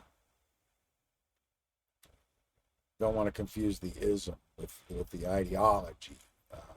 Even though the ism does imply an ideology, it's not de facto or not the rule.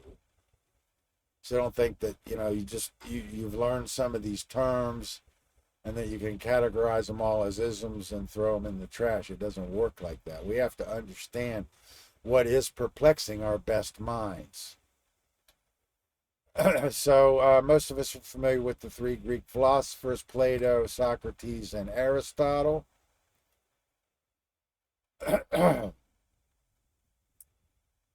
And one of the Roman philosophers, Cicero, we also want to be familiar with, who lived 106 BC to 43 BC.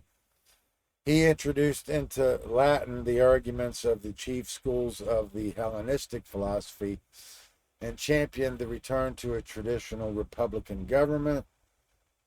Cicero became adversarial to Mark Antony in the wake of Julius Caesar's assassination and was proscribed as an enemy of the state by the Second Triumvirate and consequently executed by soldiers operating on their behalf in 43 BC, having been intercepted during an attempted flight from the Italian peninsula.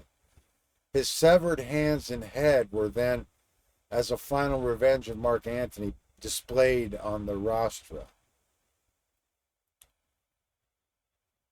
So we need to look at some of Cicero's work as well to understand these ideals of republicism and Greek democracy, or Roman republicism and Greek democracy. But Socrates was he was known as it basically was agnostic about all forms of political system, and he was considered a social gadfly, basically just roaming the streets, incorporating the Socratic method to question people's ideals and try to catch them in their own cognitive dissonance. And these are known as Plato's Socratic dialogues. So what we know about Socrates comes mostly from Plato's dialogues. And that's, this method of questioning can be referred to as the Socratic method. Socrates says the unexamined life is a life not worth living. But I wanted to look at some of these types of government systems and basically look at the contrast between Plato's views and Aristotle's views. So I'm just going to try to read through this quickly because we got a lot more material to cover. So in the type of, so the idea of aristocracy. Okay, let me explain that before we go any further. Okay, the idea of a middle class comes from this idea of aristocracy, which represents a ruling class or nobility. But it generally typifies the land-holding class. So the idea of the Phoenicians, which is basically the merchant center on the Mediterranean, they became superior shipbuilders. And as a result, they gained an advantage over the trade routes throughout the Mediterranean. And this merchant class basically gave rise to what we know in the modern world as the middle class. Because for the first time, you had a challenging middle class or merchant class challenging the aristocracy. So I just wanted to get that out of the way. That's important to understand. But an aristocracy, considered rule by the best, is a form of government which power is held by the nobility exclusively. Plato felt that both aristocracy and monarchy would potentially merge into the best possible kind of a government because it's the best minds. or the most experienced in affairs of the state. Aristotle felt that the best must be that which is administered by the best, in which there is only one man or a whole family or many persons excelling all others in virtue. And to me, that basically is the idea of a caste system. Sounds like it. But monarchy, a form of government with a monarch at the head. Plato envisioned society which a philosopher king rules. And philosophers are the guardians at various levels of administration. Whereas Aristotle views this monarchy as a feast to which all the guests contribute is better than a banquet furnished by a single man. So he's not necessarily on board with the idea of a monarchy, because he believes that better ideas would be left off the table.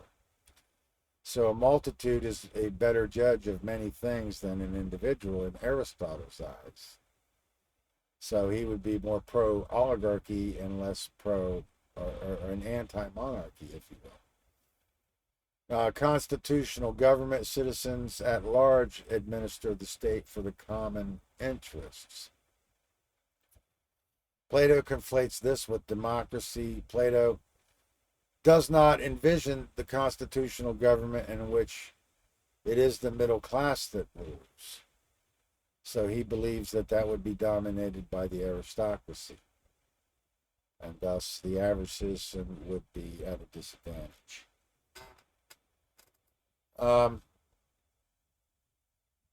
And Aristotle believes constitutional government constitutes the best type of government. Timocracy, or a form of government in which possession of property is required in order to hold office. Sounds a lot like aristocracy, but Plato deviates from this ideal because those motivated by love of honor rule and tend to solve all conflicts through war. Aristotle treats it as a form of oligarchy. Oligarchy, a small group of people having control of a country, organization, or institution. Plato feels those motivated by love of money rule unwisely. So an oligarchy is basically a system in Plato's eyes motivated by love of money or power. And Aristotle viewed this oligarchy as a perversion of aristocracy.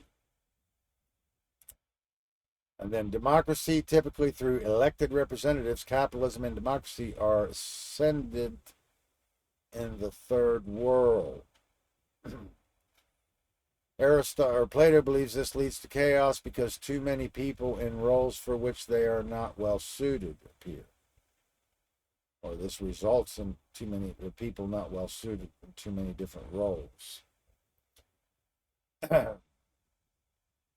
And Aristotle views this as a perversion of constitutional government. And dictatorship, Plato feels the worst type of government because dictator is the worst type of a person. And Aristotle feels that this is a perversion of royalty. So Socrates was the social gadfly, Socratic dialogue, Socratic intellectualism. These are things that we need to look up and understand. So the Socratic irony is that he was killed by the state, I think. But ultimately, Socrates was murdered by the state. The official charges were corrupting the youth, worshiping false gods, not worshiping the state religion. Also, Socrates did not support the Sicilian invasion, the Greek invasion of Sicily.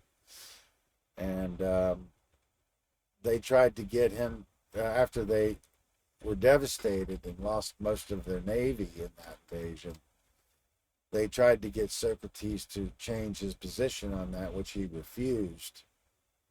So had he complied, it might have spared his life, but he held to his principles. And that made the Greek aristocracy in a decision to invade Sicily a fallacy or a bad decision and left the responsibility on the ruling class. So he was sentenced to death and died in 399 BC after a trial for impiety and the corruption of the young that lasted for only a day. The jurors ordered the death penalty. He spent his last day in prison among friends and followers who offered him a route to escape, which he refused. He died the next morning in accordance with his sentence after drinking poison hemlock.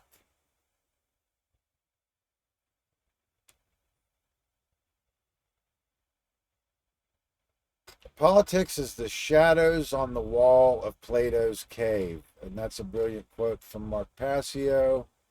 So I brought it along. So if we're not familiar with the allegory of Plato's cave, we really need to be. This would be a great t-shirt, but unfortunately most people wouldn't understand it because they don't understand what Plato's cave is. But basically, you have these people that have been living in this cave for generations, and all they know for imagery is the shadows on the wall, what we could equate to modern day television. And if you tried to tell them that there was a reality outside that was much bigger and much more promising, they would refuse to believe you, and they would cling to their erroneous illusions, which are represented by the shadows on the wall of Plato's cave, which Passio describes as politics, which I happen to agree with. And this next slide is just, if you're going to make the shirt, this is an image that you could use. If you want to make the shirts, I'd love to have one. So please be my guest. So part of this depravity of this socialist mindset is embracing an ideology called moral relativism, which comes from this ego identification or this self-preservation as the highest directive, this robot thing. But, the self-preservation is the highest directive. That's the belief that that the physical body and physical existence is all there is, and that man is the highest power in the universe. And that leads to this moral relativism. So the problem with moral relativism is that man believes he can be the arbiter of that which is right or wrong. So we have this moral ambiguity. If you cross an imaginary border here, then the laws change. Or that man is the arbiter of truth. Man is the highest power in the universe. Man is the arbiter of law.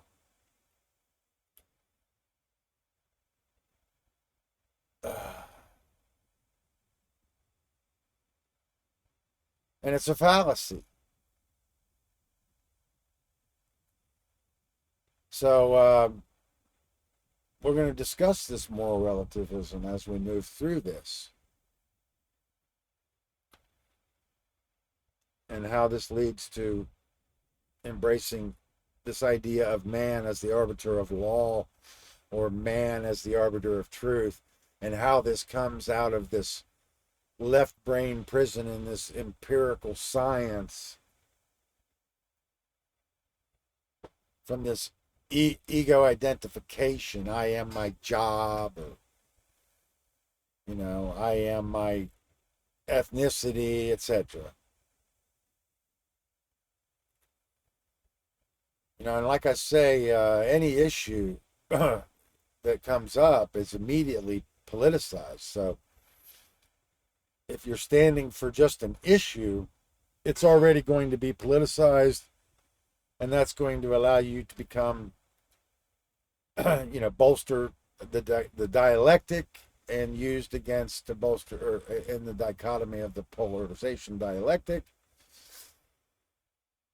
And then criticizing the other side of the dialectic just bolsters the opposite side of the dialectic, and it bolsters the whole paradigm and moves forward this tyranny. But I'm citing this moral relativism as the destroyer of all freedom.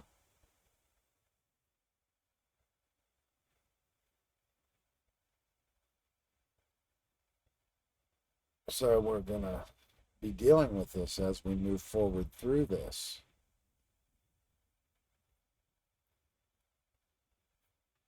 But it's related to the idea that man is the arbiter of truth. The man is the arbiter of law. But a law is immutable. So the truth is, man could only make a rule or an edict or a decree. It can never be a law because a law cannot be changed or arbitrated by man.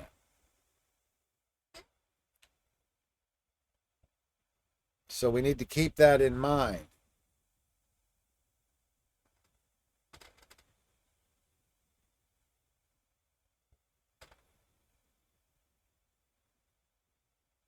So I brought along some quotes of some of the great generals for a couple of reasons. For one thing, we want to take a look at the depravity of these dominators. But another reason I brought these particular generals is because, as I've said in my second presentation, you can use these generals to build your timeline and build this bridge through history to help understand how these ideas have moved through time and merged in the modern world. But also to understand, this dominator ideal of having a leg up, this social Darwinism, which we're going to talk about. So I brought these quotes not because I agree with them or that I think that they're words of wisdom. I suppose in a world of social Darwinism, they could be considered wise. So if your interest is having a leg up on your fellow humans, then you could consider this wisdom on how to achieve that, how to dominate your fellow man and emerge and rise in the echelons in the world of slavery.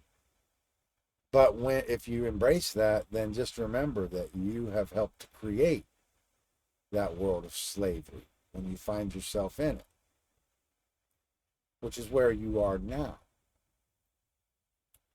and have been essentially since the beginning of classical history and beyond. But Themistocles, from around the time 500 BC in Greece, he says, we can only judge the future from what we have suffered in the past.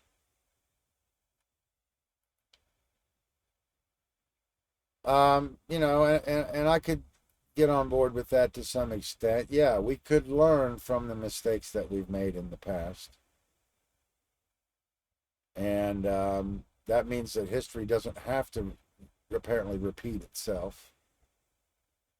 But, history is not really repeating itself. It's just that we're continuing to refuse to learn the lessons of the past. Therefore, we're going to continue to suffer.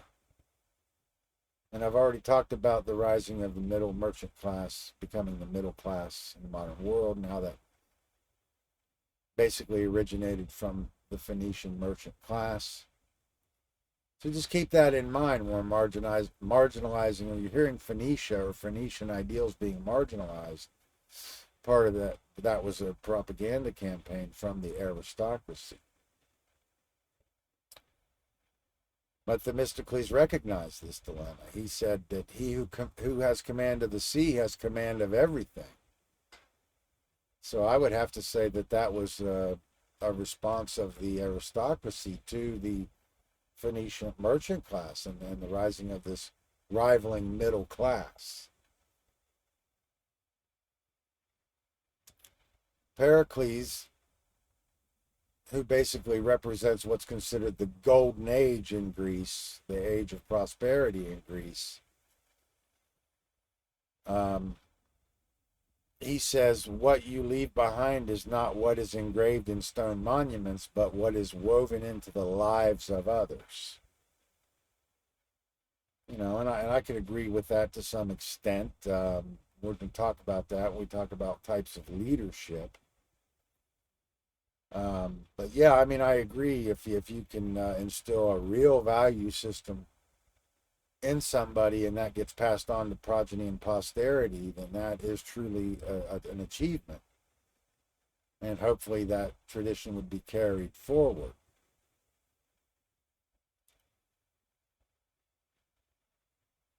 So, this understanding this long view of history is very important because history is not to be ignored. It is part of the human condition and therefore part of the healing. So, to study the history that we have, whether you agree or feel that it's true or not, is not really what's important.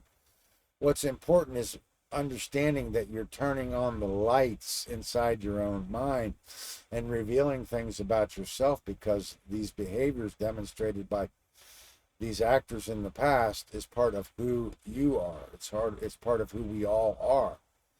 It's part of our tendency to behave, or our capacity to behave in the world. So basically, rising above those tendencies is part of the healing, and it's part of the human purpose. It's part of each and every one of our responsibility. So I've already talked about the merchant class and the rivaling middle class. So Alexander the Great. So basically, the death of Alexander the Great represents the end of what's considered the Hellenic period in Greece, and then entering into the Hellenistic period following the death of Alexander the Great, 323 BC, which means the 323 BC represents the pinnacle of the Greek system, and that everything after that is just reminiscent of it and has gone into a decline. So Alexander the Great is revered because he's said to have expanded the boundaries of the Roman Empire all the way to the Indus Valley until he came to the base of the Himalayan mountains. And then he said that or it said that Alexander wept when he saw the breadth of his domain, for there were no more worlds to conquer. I was also quoted saying the end and object of conquest is to avoid doing the same thing as the conquered. So he's saying by dominating, then you are avoiding being conquered. Well, I'd have to say that's social Darwinism. He also says there is nothing impossible to him who will try. Well, I agree that there is no really stopping the power of the human will once we put our mind to something. So we need to be very careful about what we're putting our mind to. If our ambition is conquest and world domination, while you may at least experience a success in doing that, I wouldn't say that that was ever moral or anything benevolent. But in their eyes it was, because they saw themselves as the higher culture. Therefore, if they conquered you, they would see themselves as doing you a favor, because they're forcing their higher culture on you and not just obliterating your culture and your population. We want to consider women's role in classical history. But we don't have a lot of examples of it, but we need to definitely utilize the ones that we have. But Aristophanes had written on this subject in his work Lysistrata, where the women took a vow of abstinence until the men would be willing to stop the war and stop the fighting. Of course, that led to total debauchery. And this is part of the phenomenon of isolating the genders, and isolating them from themselves, which ultimately leads to types of depravity and perversion. Alexander says, a tomb now suffices him for whom the whole world was not sufficient. So basically, I would interpret that as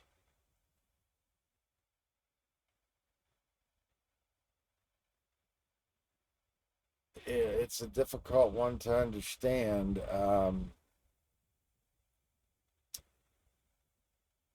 Basically, he's saying that if you can't continue to explore and find new wonders, whether it be internal or external, then you're basically sowing your own, or you're digging your own grave. He says that I am not afraid of an army of lions led by a sheep. I am afraid of an army of sheep led by a lion. So he understands the power of the influence. This is a term that's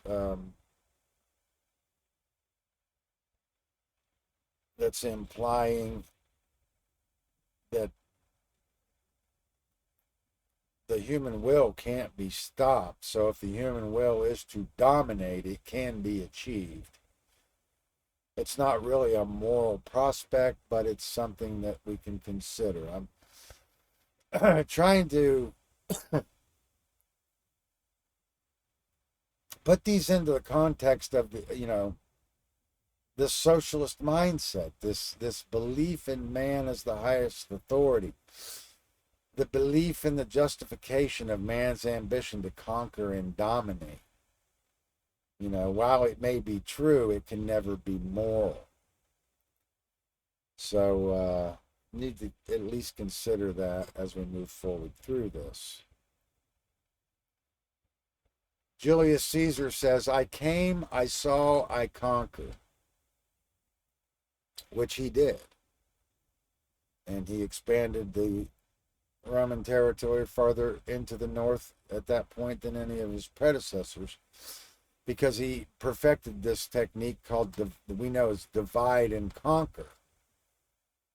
Of course, following Julius Caesar, Rome took it farther and learned how to assimilate culture. So it was Julius Caesar's superior understanding of culture,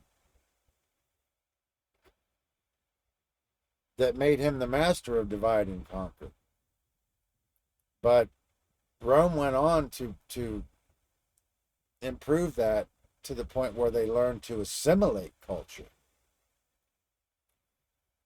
So there was no longer a need to completely decimate these cultures. They learned how to take all of these strong cultural traditions and incorporate them into the melting pot of culture we know as Christianity in the modern world. And that's part of it.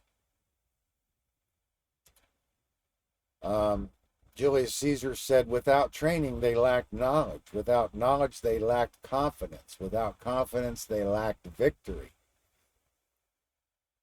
So, I would tell you the knowledge that he's referring to is knowledge of culture. And that is where the dilemma in our best minds is today. People do not understand culture because they have not done a deep enough study into the anthropology.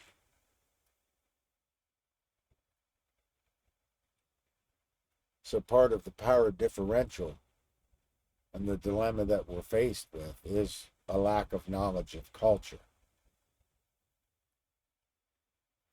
And I described that in my first presentation in 3 stages. I'm not going to go back over that, but I recommend you look into that and study it.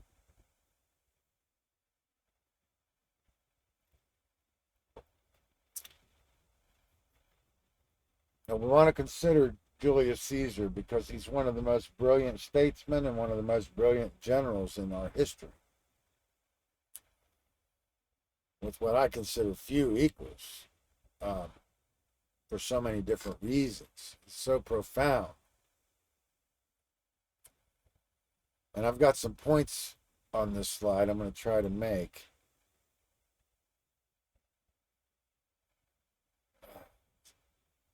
We were talking about Cicero, as a Roman statesman who introduced into Latin the arguments of the chief schools of Hellenistic philosophy and championed the return to a traditional republican government.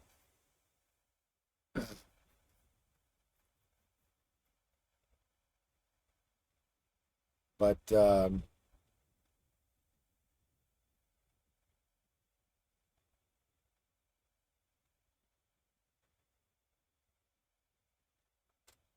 well, like I say, one of the things, the women's roles um, in history, there's not really a lot of examples of it, but mostly in the English kings and queens. But we did have Theodora and Philippa having a strong influence on history.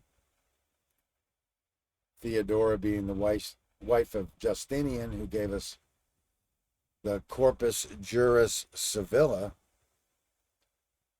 which is probably the foundational doctrine for all modern law or systems of law in the modern world. I want to keep that in mind. That's Justinian's Corpus Juris Civile. But it's very important to understand military strategy, and I want to put the emphasis on, yes, women were deprived of rights in the past, but now they have, rights to some degree, supposedly to the same degree that men do now. And before the 20th century, essentially did not have none. But see, this began to emerge, leading up to the French Revolution. We had the emergence of these salons, and for the first time, women were allowed to leave the house without a chaperone and gather with other women and discuss affairs of the state and otherwise, whereas previously that was generally not allowed. And up until the 20th century, it may have been considered a man's job to keep a woman in her perfect world of illusions. Well, that's no longer the case. So my point about that is that women have an equal responsibility to understand how this world works and understand that even though we can call it a patriarchy, that we have women operating as cogs in this machine to the same extent that we have men pushing the paperwork and pushing the buttons of this system, which ultimately is evil operating in our midst. It's slavery. So women have just as much of a responsibility to understand this as men. So with equal rights comes equal responsibility. And rights don't come from government. They never have and they never will. But obviously women have been repressed through the centuries, and that needs to be taken into consideration. However, now I'm telling you, they have an equal responsibility to understand how the world works. Therefore, they have an equal responsibility to understand military strategy and everything else for that matter. And it was Louis the 15th that gave us the Army Corps of Engineers. But we have to understand what the ramifications of that is. Because the idea is that without an army, we can't build bridges and roads or develop technology. And this bolsters, this is where we probably get to this idea of my roads and all this. But, this comes from the idea that this has to be delegated by government and organized by government. So I want to keep that in mind and keep moving forward. So before I forget, let's mention, we're talking about Augustus. One of the most important things to understand is this Pax Romana, this peace in Rome, which represented a 200-year period of essentially prosperity in Rome. And Augustus was the most successful of all the Caesars, and it was partly because he held power but did not necessarily use that power. And then the Pax Romana was basically achieved by trying to adhere to the policies of Augustus. So even though they had attained empire and a dictatorship, they still tried to allow it to operate as much like a republic as they possibly could, keeping the Senate in place, etc., and the consul system. But it's important to understand this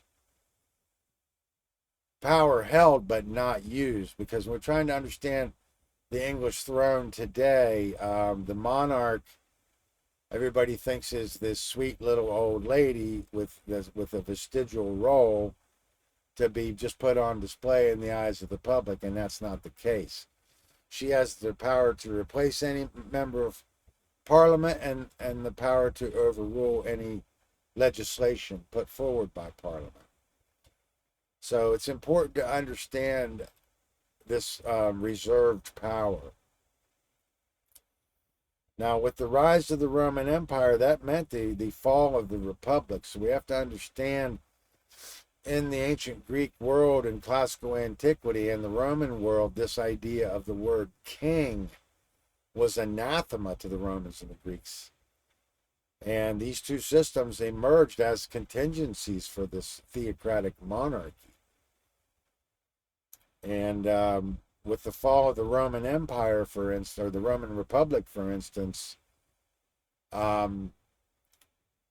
we they were faced with this dilemma where they wanted to try to hold the power in the family, or where they felt that it would properly belong, without being openly on display back into the practice of the divine right of kings. But remember, we talked about how heredity was a right-wing ideal and a conservative ideal. And when we're looking at English history and European history, I just want to make sure and mention this now so I don't forget. The difference between European history and English history, what makes English history unique, is in Europe you have absolutism. And that means the absolute power of the king. So whatever the king decrees, nobody else really can challenge that. And then in England, you had this sharing of power between the monarchy, or the English throne, and the landholding aristocracy, or the land barons in England. And that's what led to the creation of the Magna Carta. But what makes it significant is the end of the Roman Empire.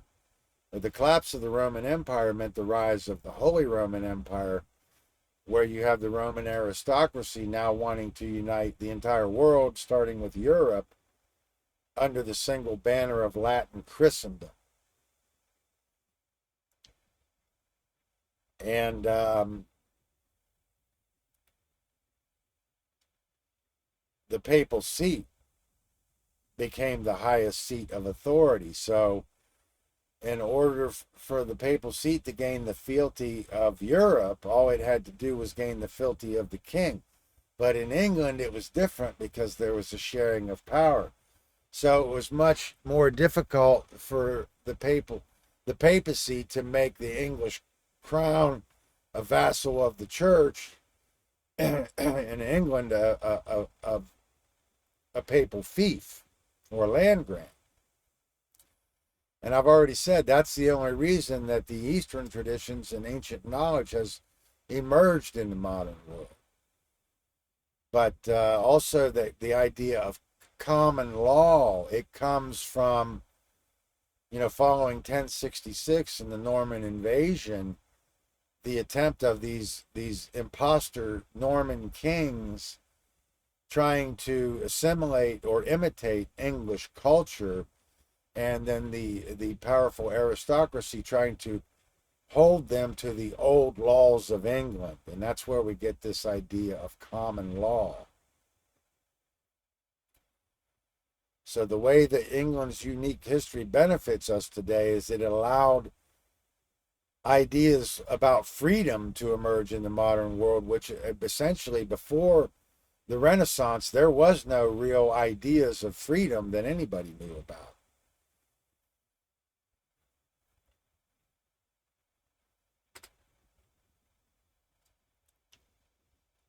Napoleon said it is impossible. Impossible is a word found only in a dictionary of fools. So that means whatever you put your mind to, you can achieve it. So if your ambition is materialistic conquest, or imperialism, that you can achieve that if you put your mind to it. And on the contrary to that, if your ambition is to break the chains of slavery and liberate the entire species, it can be achieved. And that's what I'm trying to do here now. I can't do that by myself, but I can try to inspire others to help, join that cause, if you will. Until you spread your wings, you'll have no idea how far you can fly, says Napoleon. And I can't disagree with that. But this is all about the power of the human will. So if the ambition is to dominate, it can be accomplished. If the ambition is to liberate, it can be accomplished. And I would say the latter being more difficult than the former to achieve. The world suffers a lot, not because of the violence of bad people, but because of the silence of good people. And I couldn't agree more with that. I have no qualms with that whatsoever. But we're talking also about the divine right of kings. The code of the Napoleon Code has a lot to do with our modern system of law in this country.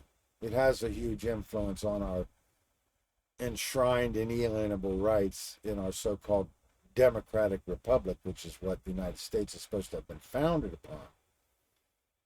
But there's a lot of reasons that we've descended into the tyranny that we are witnessing in the world today. But some of the ideas that we're going to talk about, the allegory of the emperor wearing no clothes.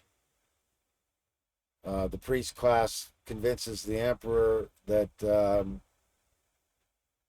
they've handed him an invisible pair of clothing, and that only he can see that it's invisible, and that the crowd will recognize him as being fully clothed if he steps out before them. So he is fooled by the priest class. He steps out, but a child is the one that points out that the emperor has no clothes because he's not fully conditioned and indoctrinated by the state. So just, understand the allegory of the emperor wears no clothes. So we're talking about divine right of kings. So to understand divine right of kings, there's a lot to that. I mean, really deeply, to understand it at the deepest possible level, we have to understand lost history and, these right-left ideologies, as well as many other things.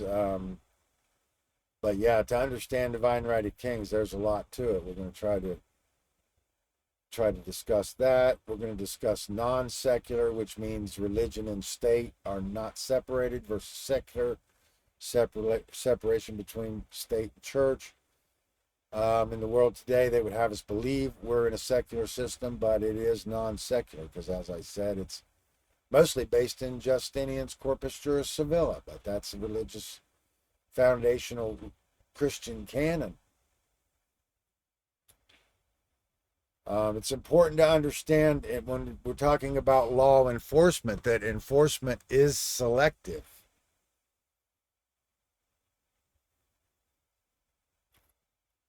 Like I say, we're moving a little slow here, so I'm going to try to pick up some speed. Social engineering, psyops, and public deception. Niccolo Machiavelli says the end justifies the means, and that is in reference to decrees of the emperor or decrees of the dictator. And he worked in an advisory capacity to the Italian emperors. But part of Machiavelli's role is to understand that, okay, so first of all, if you have a nation, then that defines a national border. And within that national border, you have this conservative orthodoxy. So I'm going to try to help us explain this a little bit. because this is part of what's perplexing us.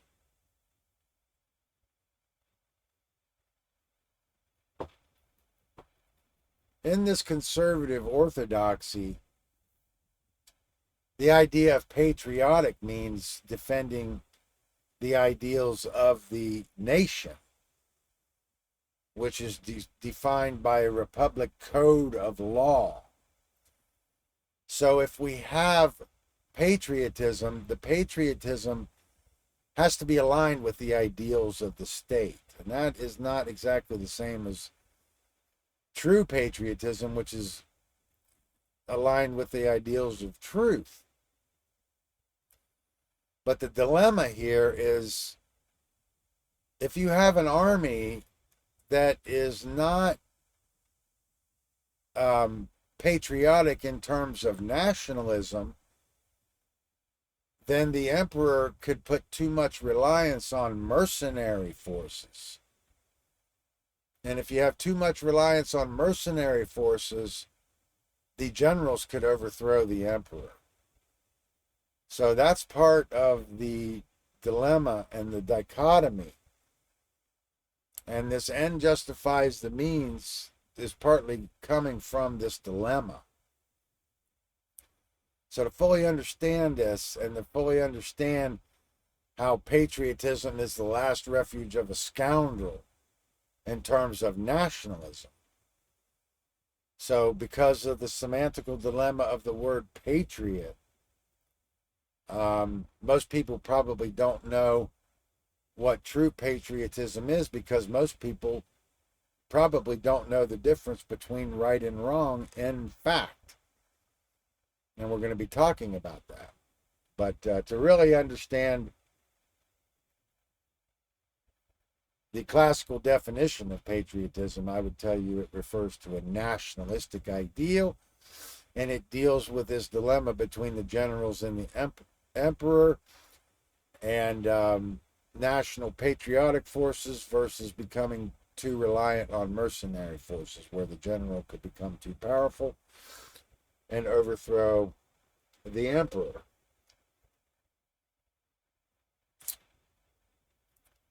But this end justifies the means is an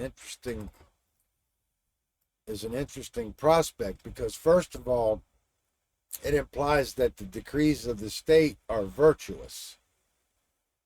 So the idea of virtue has to be redefined as that which leads to a stronger state, and therefore the end justifies the means. So if the means are social engineering, which is mind controlling populations, psyops, which could be false flag operations and otherwise psychological operations, bio-psy war, etc., and public deception, well, refer back to Machiavelli. According to the rulers and the ruling class, the end justifies the means, because after all, it's for the greater good. It's for the common good. And the end justifies the means. So we're going to lock you down to keep you safe. And the end justifies the means. It's for the greater good. But see, all these ideas of believing in government are based in better the devil you know.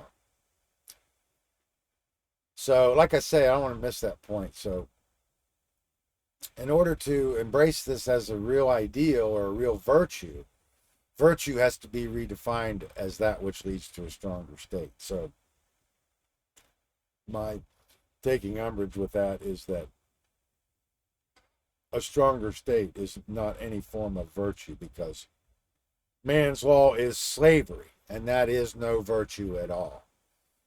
So as long as we brace these ideals of man as the highest authority, we don't have principles. We don't have virtue. We don't even understand. We're using words we don't even understand.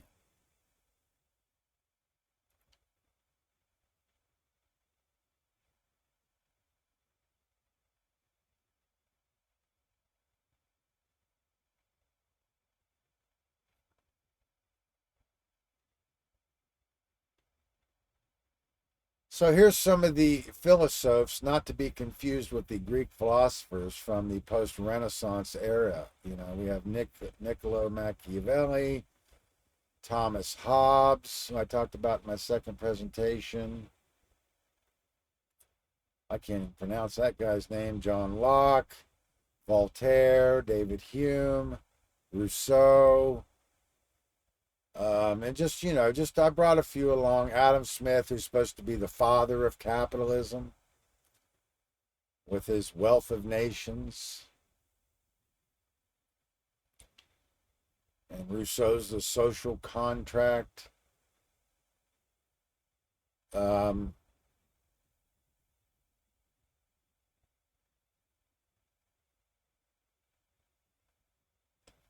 want to keep in mind that shortly after the signing of the Declaration of Independence and the Bill of Rights and the Constitution, John Adams, the second president, signed into law the Sedition Act, which essentially made it a crime to criticize government, just 7 years after the signing of the Bill of Rights. So let's keep that in mind. Voltaire says those who can make you believe absurdities can make you commit atrocities, and I couldn't agree more with that statement. So part of the dilemma is not knowing the difference between right and wrong, not knowing what is actually true versus what is generally held and believed to be true. This is part of the dilemma. This is part of the recalcitrant clinging to these erroneous belief systems, and partly due to bad education and logical fallacies. So it is lamentable that to be a good patriot, one must become the enemy of the rest of mankind. So I would say what he means by that is to be a true patriot, which means have a real value system, puts you at odds with the collective. So long as the people do not care to exercise their freedom, those who wish to tyrannize will do so, for tyrants are active and ardent and will devote themselves in the name of any number of gods, religious and otherwise, to put shackles upon sleeping men. Most people are unable to fathom that their own leaders would lead the population to suffering and death as a means of bolstering their own power and control. Like I said, freedom is a new idea. And total anarchy is something most of us have never even considered, or never even considered could be anything other than chaos. In the colloquial sense, we hear the term anarchy, we associate that with chaos. Well, I would tell you that's mind control. To understand that it really is inferring no ruler, no masters, and no slaves. Don't confuse that. No masters, no rulers. It means no masters and no slaves. It doesn't mean no rules, because you have natural law operating, which we're going to be talking about. And most people may not understand that. But I would tell you also that anarchy wouldn't be something that you're trying to aspire to. It could only be a de facto result of aspiring to a higher value system, because that's the only thing that can truly manifest real freedom. And this idea that anarchy is anything other than what we know it in the colloquial sense as chaos. So we have to understand that.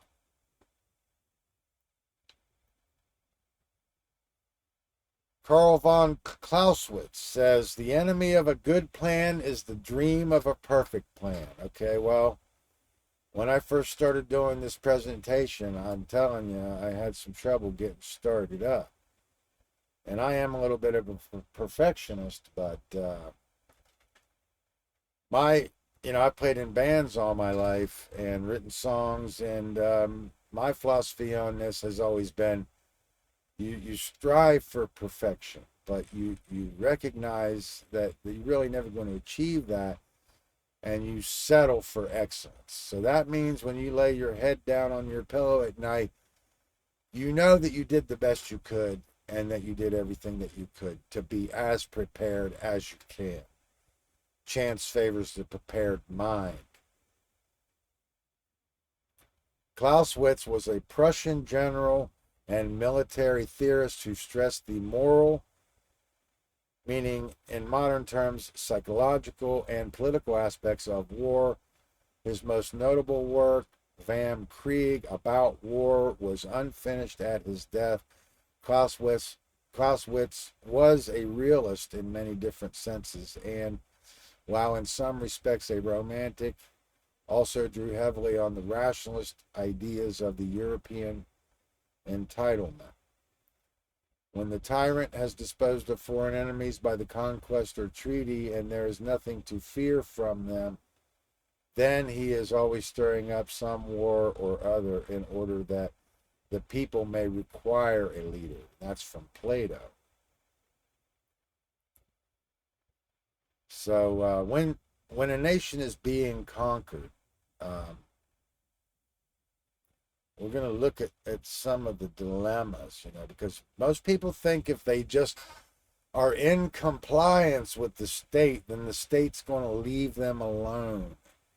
And I'm trying to explain that that's never going to happen. The state is never going to leave you alone because it's always going to be endeavoring to bolster its own power.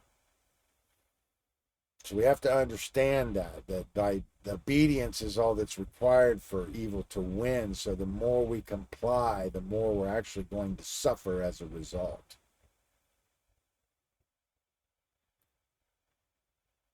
So I wanted to look at these three flags and try to help understand what these actually mean. Typically, the white flag is associated with surrender, which means if you surrender, we won't kill you, or if you surrender, we won't be as harsh to you. And then the black flag, antithetic to that, means if you don't surrender, we're going to punish you in the worst possible way and kill you. So surrender or die. And then this Jolly Roger, or the skull and crossbones on this black flag, it means no quarter will be given. It means no matter what you do, you're going to be treated the worst possible way and dispatched or disposed of. Clausewitz says war is a continuation of politics by other means. And I would say that you could take that both ways. You could say politics is a continuation of war by other means, because again, we're dealing with this depravity of this socialist mindset that believes that man can be the authority. Man can be the arbiter of right and wrong, and that can never be true. And as long as we believe that, we have no use for spirituals because we can just make it up as we go. So the real purpose of spiritual concepts is to understand sovereignty, understand freedom. It's not about what happens to us posthumus or post-mortem. It's about what happens here and now. What happens here is matter, or what happens here matters. What happens here and now is all that really matters. So we need to keep that in mind as we move forward through this and move forward through life. Now, in this movie, Dr. Strangelove by Stanley Kubrick, very interesting director. This film actually came out in 1963, I think. And it was basically a oh God, what's the term? It was a parody of the film Failsafe. And if you haven't seen this film, I recommend you watch this film. I consider this one of the most important films of our time and one of the most important films ever made. It's a very strange film. It's a very humorous film. I'm not here to break this film down, but I suggest that you look into it and start making it part of your studies. But interestingly enough, this General Ripper, who has sent the bomb wing as a contingency for nuclear war over the Russian border to dispatch its load as a contingency or this failsafe, and created this impossible dilemma for both sides, has decided that war isn't too important to be left to the generals. And he says before that it was too important, or he says that war is too important to be left to the politicians. Or he says, in the past, war was too important to be left to the generals, but now it's too important to be left to the politicians because there's too much at stake and it's become too complicated and they don't have the capacity for strategic thought and et cetera, et cetera. And I'm here to tell you it's already been decided that it's too important to be left to the generals or the politicians because it's been left to the dark psychologists that operate in the shadows through mind control and the social engineering. So it's an interesting dichotomy. So who was this Clausewitz? Well, I just brought along some of his quotes. So he's another war theorist. And like I say, I don't consider it necessarily these are words of wisdom, but we're going to take a look inside the depravity of the socialist mindset that's ensconced in this social Darwinism and this moral relativism and this selfishness, this self-preservation as the highest value or the highest directive. And he says war is too important to be left to the generals. So it's a Clausewitz quote. And then Ripper's retort is that now it's become too important to be left to the politicians. So I'm saying it's moved beyond all this, and it has for even before Clausewitz. Already been decided that the world is, you don't control 7.5 billion people through coercion. You control them through mind control or social engineering. So we're going to talk about that. And Clemenceau also says the quickest way to end the war is to be defeated or capitulate. Well, that could be true, but it's definitely not necessarily the safest thing to do or necessarily the wisest thing to do. But if your only ambition is to end the war, I suppose that would be true. Now, like I say, this is a long presentation, so I had to find a way to make it somewhat casual. And I'm trying to do it all in one shot here, so it's a long presentation, and I have to have at least some point where I can catch a breather here. But this is the beauty of NDI. And, I never saw myself doing things like this. I never really had any ambition to be the media or anything like that. I was never really afraid of technology, but until now, I'll tell you right now, most of my efforts have gone into the study and the research. And now that I have something to say, I'm much more interested in expediting the proliferation of my information to try to help end this human condition called slavery. Or at least I call it slavery. You probably call it government. But government is slavery. We're going to talk about that. Clemenceau says that it is easier to win a war than reach peace. And, I probably would agree with that because everybody is basically trapped in these erroneous ideologies of moral relativism and social Darwinism. They're not interested in getting rid of the system. They're interested in replacing the politicians because everybody has a mutual interest in wielding the apparatus of the power of the state to force their will on their neighbors, on their brothers and sisters that they say they love. And that's a fallacy. So you can say you love your children all day long. If you support man's law, well, that's slavery.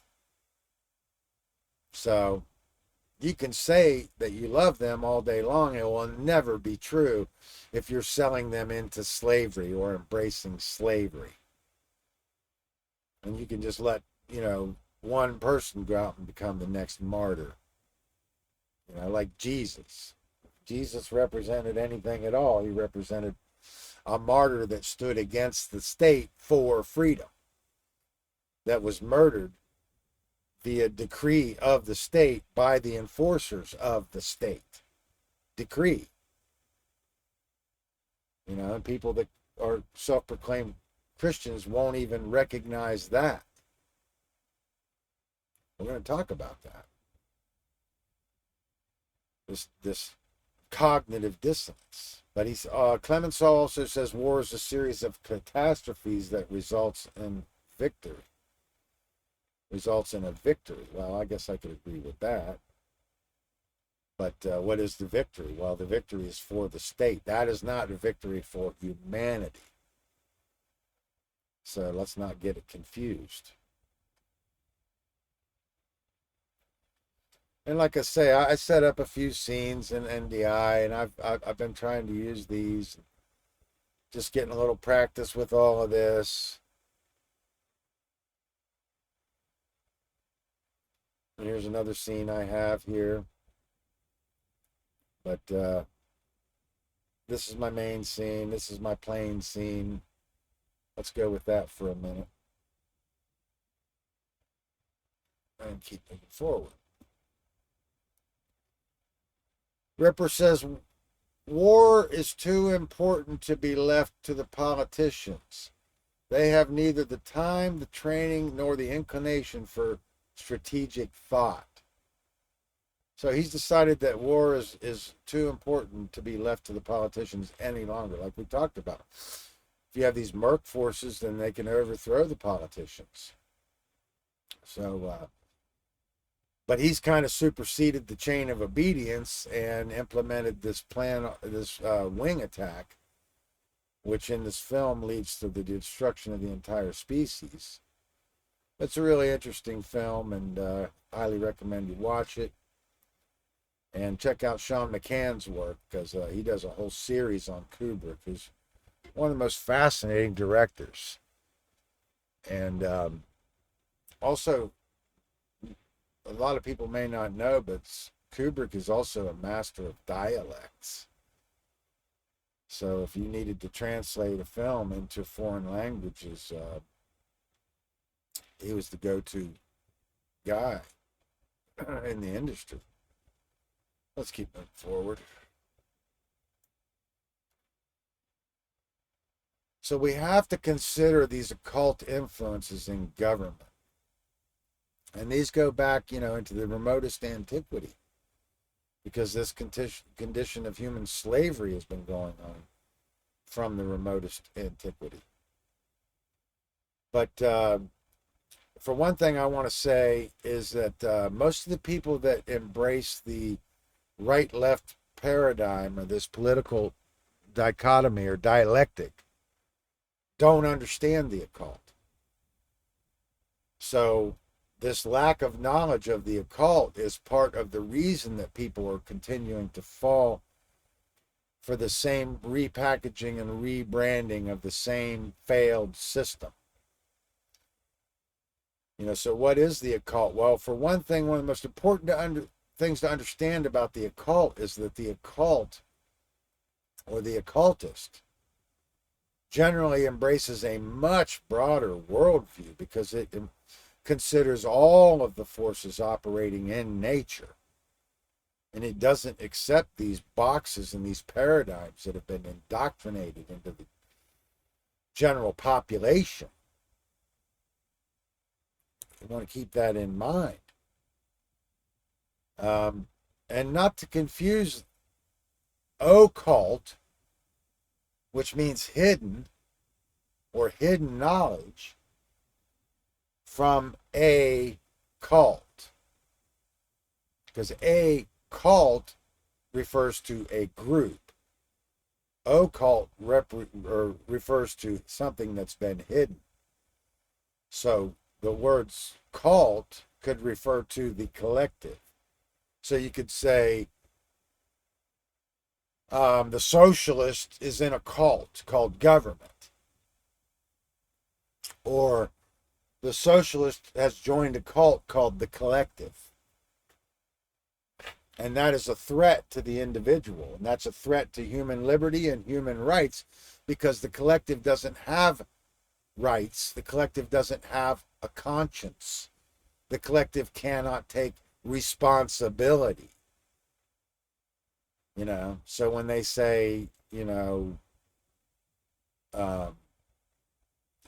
Rome did this, or Canada did that, or Bosnia did this, or Croatia did that, that's neither here nor there. No, people that live in these regions that have been outlined by a border made immoral decisions to embrace man's law, which is slavery.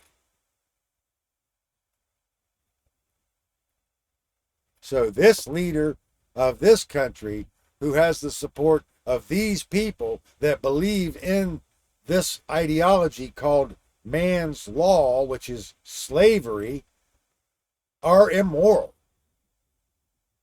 And they're in a cult. They've joined a cult, which is actually a cult of violence, because everything the government does is violence. Its only means to any end is violence and deception. So we have to have knowledge of culture. And this word cult obviously is related to culture. I would tell you a cult is any group that doesn't understand culture in its pure form. Because a cult represents, it's a pejorative in the sense that it's a threat. It's an us and them mentality. But there is a pure form of what somebody might call a cult, and that is somebody that actually knows truth, and other people who have taken the time to learn would constitute a group of people that know truth. And of course, the collective would want to demonize them as a cult because they want to create a dialectic and stay in cognitive dissonance. It's a complicated term. I hope I'm helping explain it. But part of this much broader worldview that the occultist would know is knowledge of psychology, knowledge of culture, knowledge of hidden knowledge, understanding of the functions of secret societies, whether benevolent or malevolent, magic versus sorcery, the intelligentsia, the influence of social engineering and dark psychology on the masses. And fortune tellers. Well, the idea of the fortune teller is just a campaign to marginalize the sage and the druids and etc. It goes clear back into modern antiquity. For instance, I just want to say this now. When you're studying the druids, the most important thing to understand is that they worshipped in groves.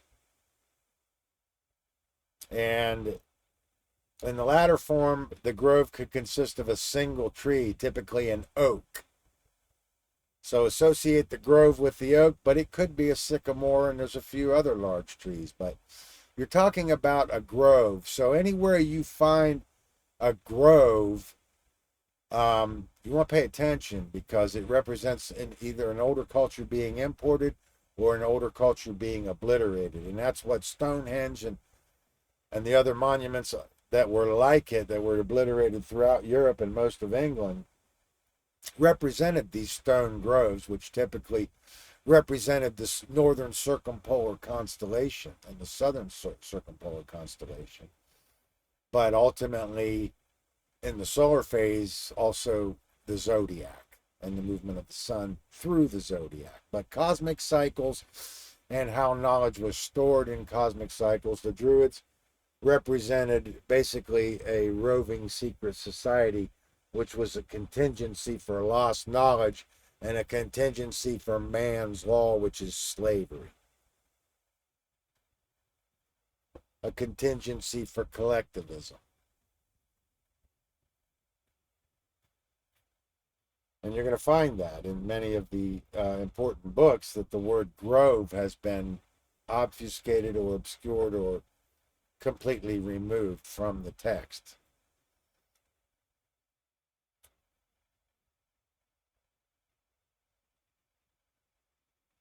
So, what is occult knowledge? Well, we're going to continue with this.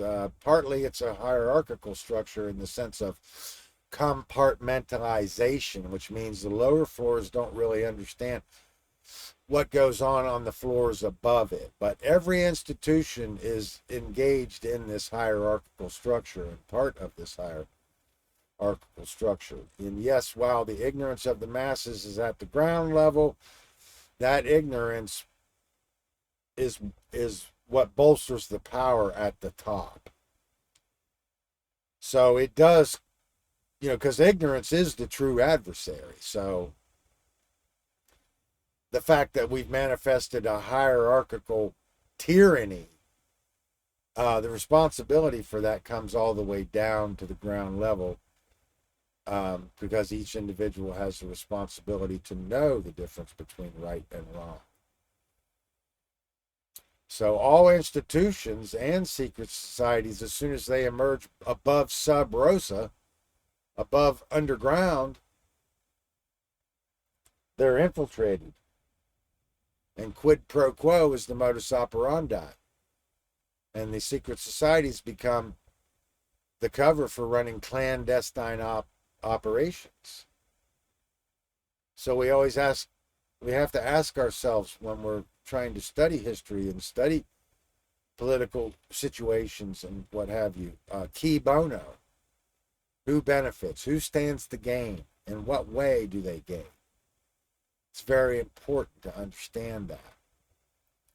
Occult knowledge constitutes both knowledge of the human consciousness and how it operates, and the knowledge of natural law, the unseen universal laws which govern the consequences of human behavior. So don't confuse that term natural with this Darwinistic ideal of the lion taking down the gazelle on the plain. I've already said we're higher than animals, and if we behave like animals, that makes us something less than animal, because we're not filling our role in nature. Animals are clean. They're filling their role in nature, operating on basically pure instinct. And the only way animals could raise to a higher level would be contingent upon us raising ourselves to a higher level. But this hierarchical system, it constitutes compartmentalization, which means not only do the upper floors hold knowledge or privy to knowledge not available on the lower floors, they intend to keep it that way. So they're not just happen to be in the know, they're endeavoring to keep people not in the know. And this is part of this indoctrination. And the only way to resist this occult influence is to become aware of it. So, in this chain of obedience, what we call the chain of command, I wanted to talk about this word entities. First of all, entities are corporate. They exist only in the realm of the dead or non-physical realm, which I call the realm of the psyche, what's going on between everybody's ears. And I don't embrace this idea of external entities because it bolsters the idea of the Christian devil, that some outside external influence from some other dimension can come here and interfere with natural law. It does not and cannot work that way. I've already explained in my last presentation what the ideas of demons and angels are. However, these forces do exist in nature in terms of entropy and centropy, forces that endeavor to erode the current structure and forces that endeavor to keep us in a state of growth. So entropy wants to stagnate and destroy, and centropy wants to keep us in a homeostasis in a state of growth. But this is undealt with shadow work, and this ignorance leads to these ideas like witches, witchcraft, devil worship, etc. And these have all been used to commit atrocities. Those that can make us believe absurdities can make us commit atrocities. And this idea of witches is obviously a pejorative from the term Wicca, which is a perversion of Druidic tradition. And it's a solar form of a more ancient Druidic worshipping in groves. It's a fertility rite that's corrupted. I've already talked about this in my last presentation. It's not really what I'm here to talk about, but Druids worshipped in groves. The earliest hero cults were stellar and were mound builders and spread out all over the world, but in Egypt they went on to build the pyramids. So that's all I have to say about that. Jesus kind of represented the last of the Mohicans. You have to understand how intimidated ruling classes were by the learned men of antiquity, and that they were all murdered, some martyred as a result. But the main thing I'm saying is that they were murdered because if they couldn't force them into compliance, they had to get rid of them. They didn't want them influencing the state or the populations at large. And that's Socrates is a good example of that. All learned men have been murdered or both. Knowledge is not really hidden now, so there is no excuse to play the victim. Yes, knowledge has been hidden throughout time for benevolent and malevolent reasons, but again, if we don't understand these things now, we have to take responsibility for that, because we all become adults, and no matter what conditioning or trauma we've been subjected to, we have willpower, and to ignore the information is an act of sheer will. So ignorance is the adversary, and it is an act of sheer will. So each individual has the responsibility to get themselves out of the conditioning that they've been put in, no matter what it may be. And this technique of stigmatizing anything, for instance, non-Christian, is how we eradicate these older traditions from the pre-Christian world. And we stigmatize them. We make people afraid of even looking into these things. So the term demon, for instance, comes from the term pandemonium, which I talked about in my last presentation. Pan. It's widespread. It's full spectrum dominance, omnipotent, omnipresent, and omniscient. Fallen angels are metaphoric to imply born into physical reality in ignorance, or straying from truth as a species. Let's get clear on that. Ideas about what demons and angels are, or ideas about what demons and angels are interdimensional, is mystical thinking and negates the fact that natural law is operating in the physical realm and cannot be interfered with.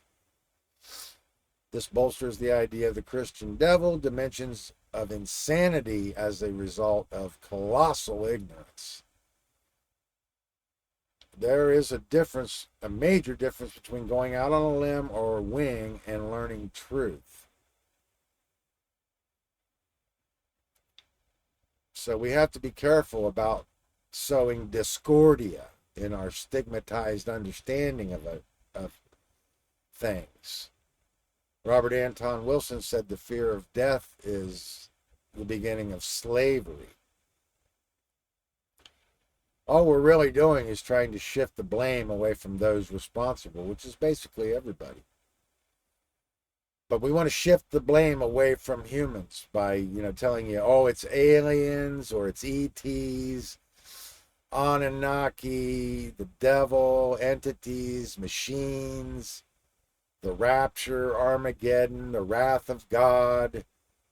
This is just all abdicating or shifting the blame away from the responsibility, which is ignorance of the masses. And all politicians are sycophantic, which is insincere flattery, what's known as the Eddie Haskell syndrome from Leave It to Beaver, a popular TV series in the 60s, I think, or 50s.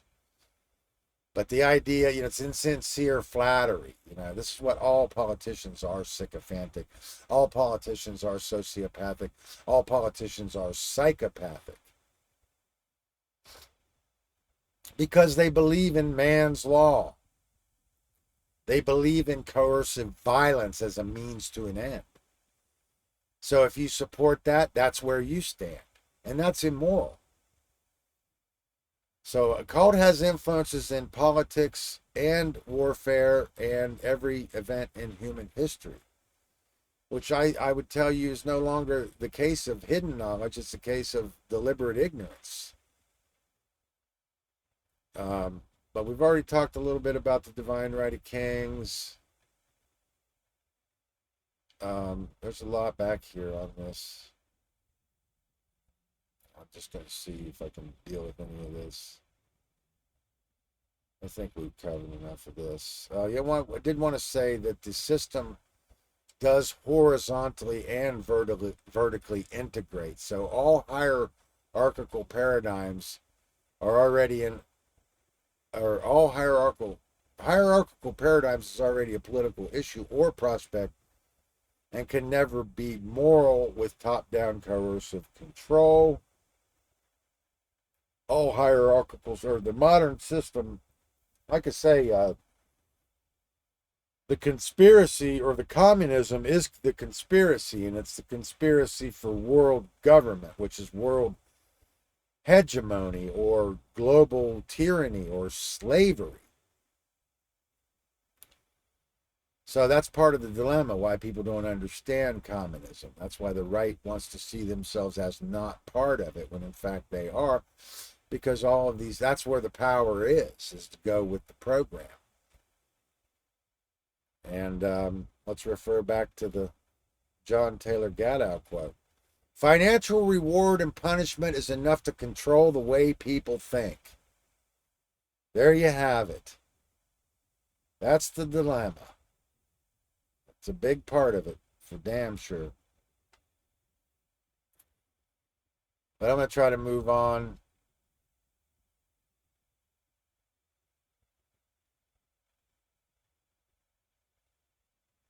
Yeah, regulation and fines are just the cost of doing business, including charitable philanthropy. So we can donate to charitable informations. If we made $1 billion, we can give them $10 million.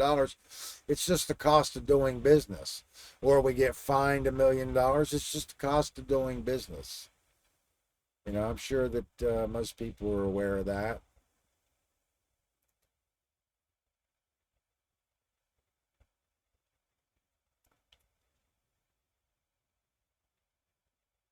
Financial reward and punishment is enough to control the way people think.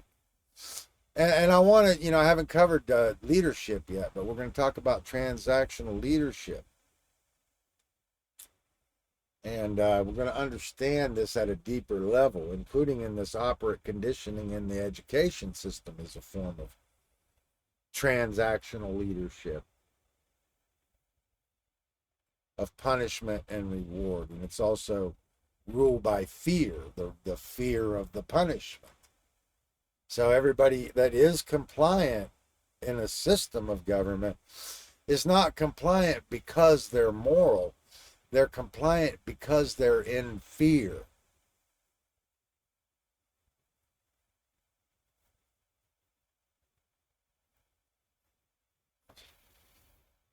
So you want to keep that in mind. And like I say, government wants to create artificial scarcity in this country, partly because we have a volunteer military. So they don't want a thriving economy because soldiers are our number one export. And it's voluntary. So they have, we haven't gotten rid of the draft system or the compulsory military system, but selective service is still a practice. You can't go to college without signing up. You're supposed to do it when you become 18. But again, it's power unused. So it's reserved. And in that sense, it appears to be vestigial. But they don't have an interest in creating a prospering economy because we have a voluntary military as one example. But the host wants to make the parasite wants to make the host dependent on the parasite. So part of the modus operandi is artificial scarcity or manufactured lack. And I want to talk about this idea of lodge practice that I learned this on Sean McCann's Wake the Dead, interviewing Anarchy Ball. Talked about before 1911, I think, 1910, that in the lodge system, they had a practice where every lodge had its own doctor, and the lodge would all contribute and make a financial pool, and they could get the health care for the cost of a month of dues. And how the American Medical Association had done away with this by not allowing them access to the hospitals. So, this idea of this lodge practice was a communal idea to basically be economically efficient and frugal, and it was basically eradicated by the American Medical Institution by denying them access to the hospitals.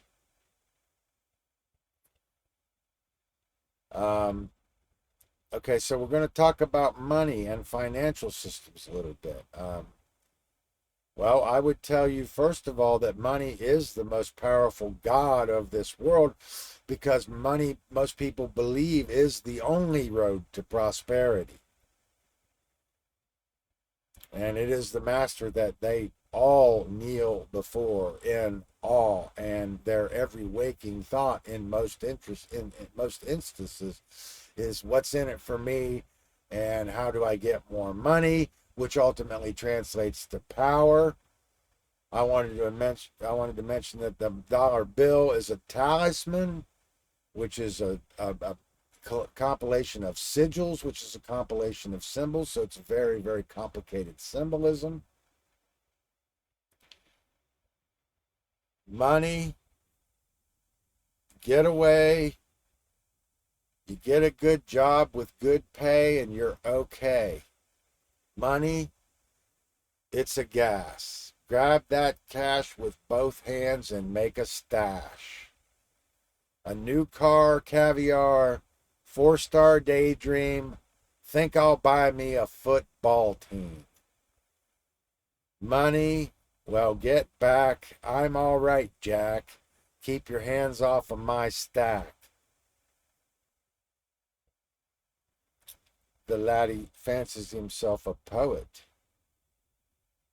So that's from the movie Pink Floyd, The Wall, and it was a good example of this operant conditioning that we find in our education system today.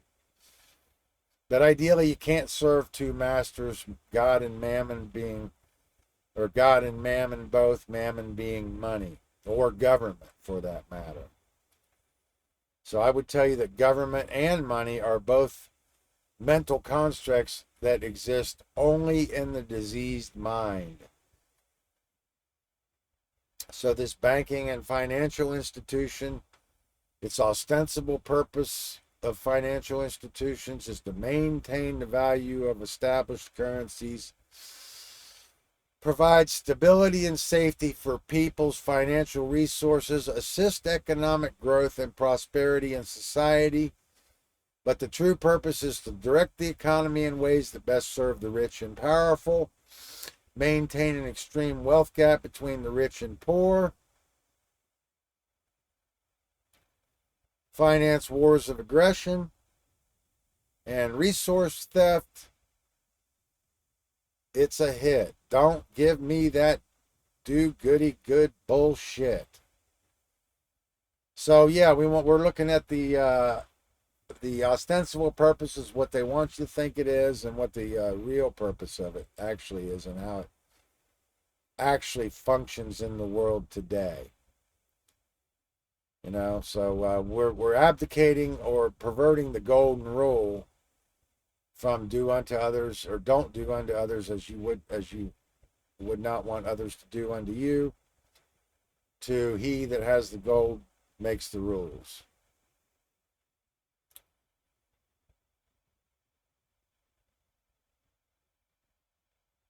If ye love wealth better than liberty, the tranquility of servitude than the animating contest for freedom, go from us in peace. We ask not your counsels or armies. Crouch down and lick the hand that feeds you. May your chains set lightly upon you, and may posterity forget that you were ever our countrymen. Samuel Adams. If life so dear, or peace so sweet, as to be purchased at the price of chains and slavery, forbid it, Almighty God. I know not what course others may take, but as for me, give me liberty or give me death. Patrick Henry.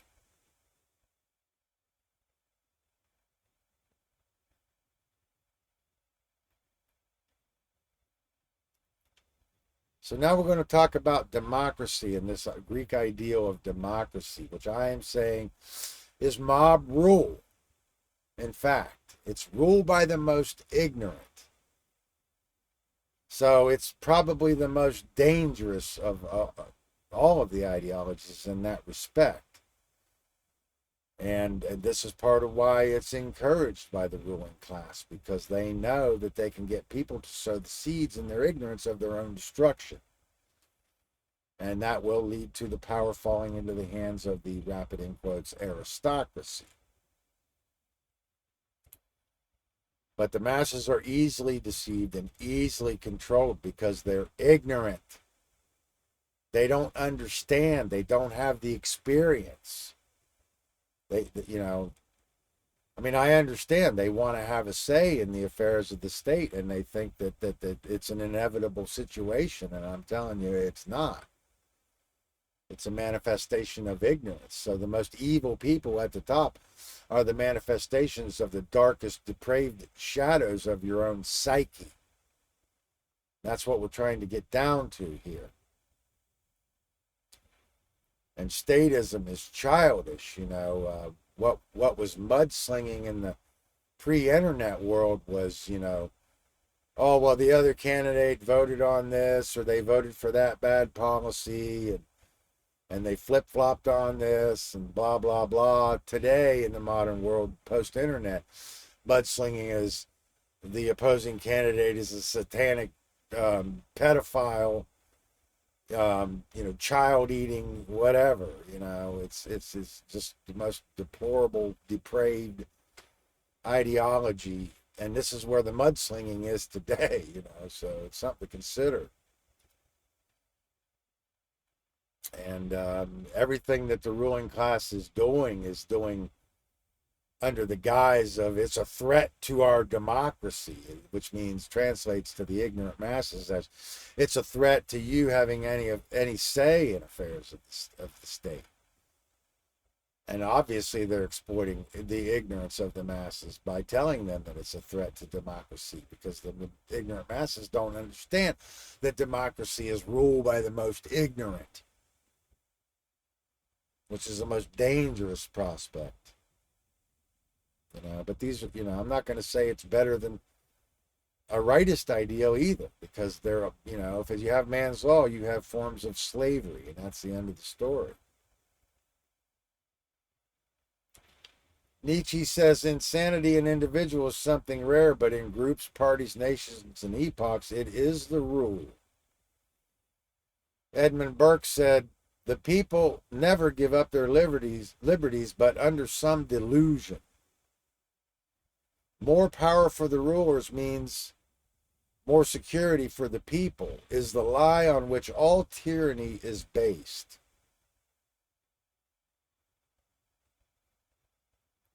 The persistent lie about a free country and licensure. Oh, yeah.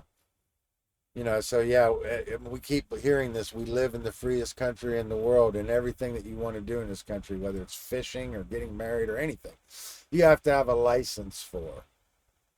Just as an example, I mean, the idea that the United States is a free country has been a fleeting idea since day one.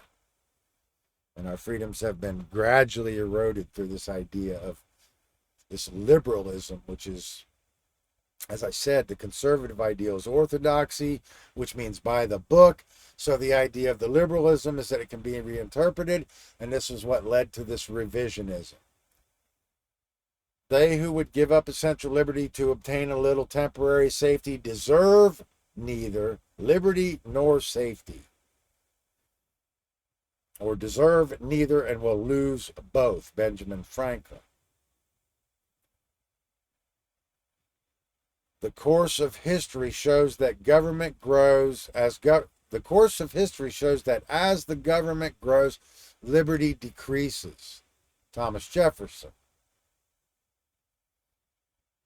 So these changes and understanding that government is immoral, and then you want to go to, well, who would build the roads, or what if this and what if that? We're going to talk about that. But what I'm saying is we have to understand that these changes have to take place in the mind. So the first thing that has to happen is you have to understand it's immoral. So if you want to go down that road, when you're looking back, finding yourself in the middle of the tyranny, which is where you are now, and it basically always have been, but it's, getting really out of hand. But don't ever say to yourself in the mirror that you were ever moral, because you never were, as long as you believed in man's law, because you were willing to sell the people that you loved into slavery. And that's just the way it is. It's not because I said it, it's because it's true. If you don't want to come to terms with that, you've got some psychological shadow work to do. The changes have to take place in the mind. It's all about where the initial thought starts. If it's an action based in fear, what if? The manifested result will be chaos. We're going to talk about that. If it's an action based in love, then you can manifest freedom. We're going to talk about those terms. Another semantical dilemma. Love is the answer, but people don't know what it is.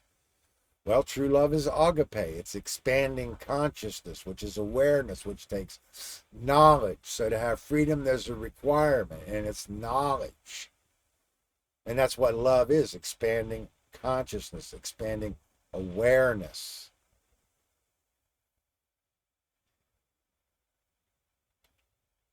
We want to give the Soviet people complete freedom to vote for those they want to elect, for those whom they trust to safeguard their interests, says Joseph Stalin. In the next breath, he says, our Soviet constitution will be the most democratic constitution in the world. So there's your democracy. There's what you have to look forward to in your democracy. Thomas Jefferson says a democracy is nothing more than a mob rule where 50% of the people may take away the rights of the other 49. It's two wolves and a sheep voting on what's for dinner. If I could save the Union without freeing a slave, I would do it, says Honest Abe. If I could save it by freeing all slaves, I would do it. And if I could save it by freeing some and leaving others alone, I would also do that, because he's interested in the collective. He doesn't care about the chattel slavery. He's interested in a political ambition to secure power. And more people died in the Civil War than all three of the major wars of the 20th century combined. More Americans did. 600,000 Americans died in the Civil War.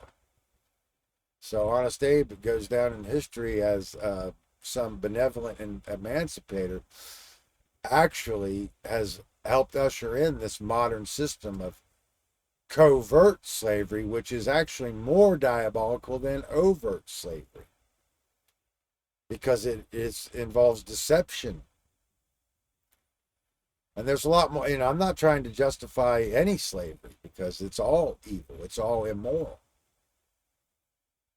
And everything I do is about the sovereignty of the individual, and that means all humans and all animals and all sentient beings on Earth.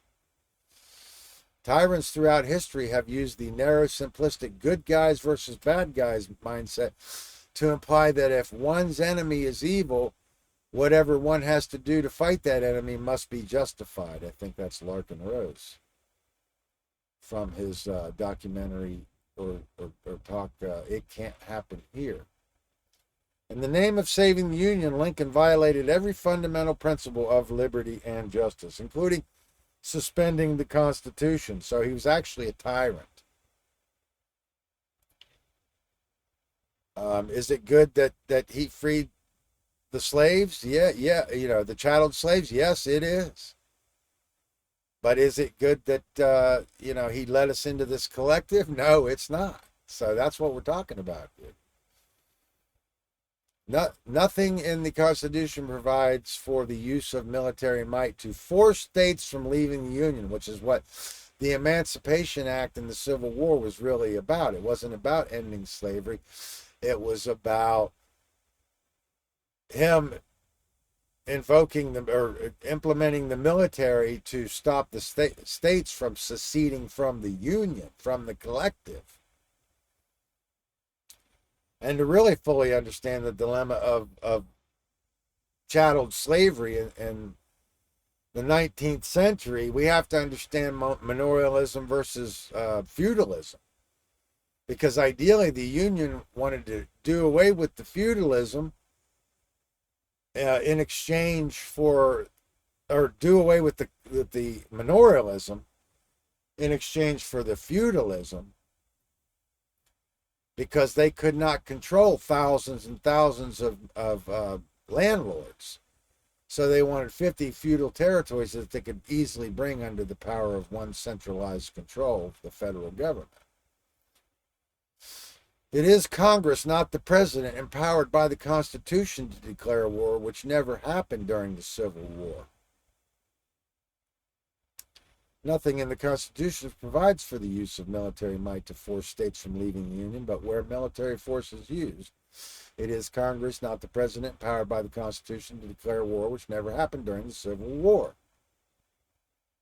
He seized newspapers. The executive has no right in any case to decide the question whether there is or not a cause for declaring war. James Madison.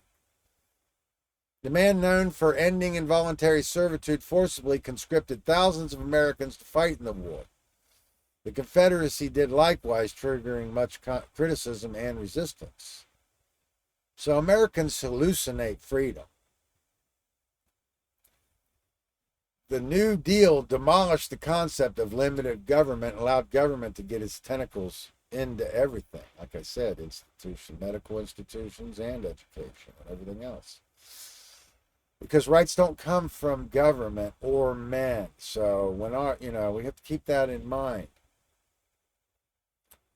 Where is it written in the Constitution that you may take the children from their parents and parents from their children and compel them to fight in the battle in any war which the folly or wickedness of government may engage in? Daniel Webster. So Lincoln also violated habeas corpus. And then, that's a long story. I guess we'll keep trying to flesh it out, but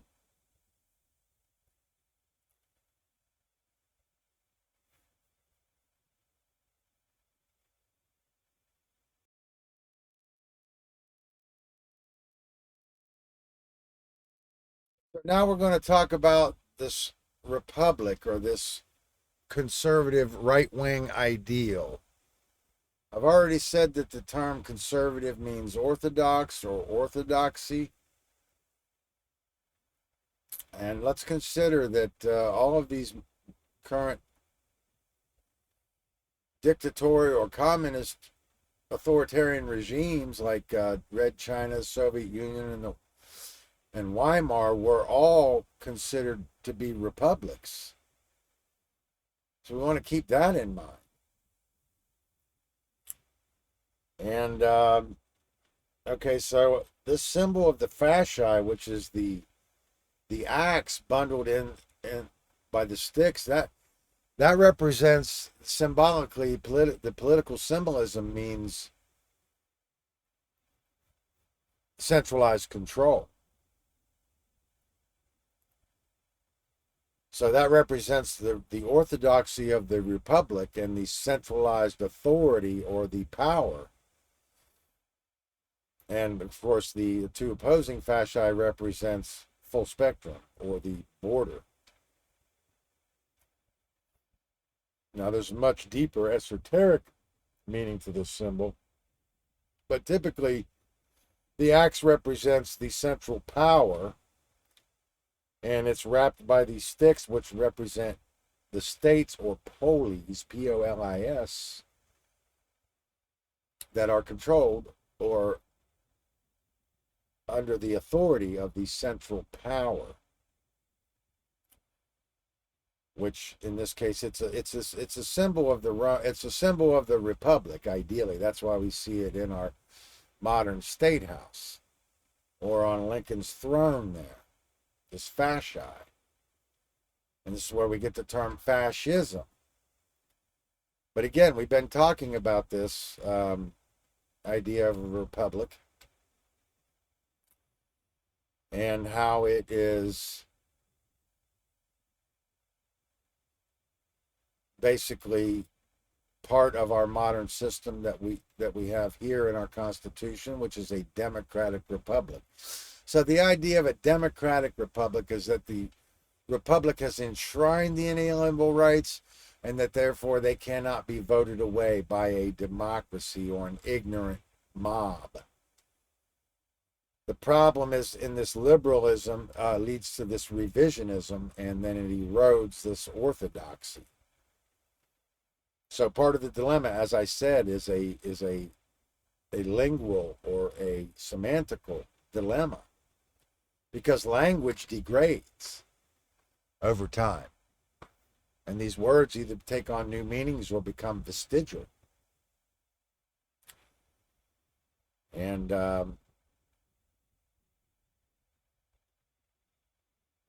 this and no other is the root form from which a tyrant springs.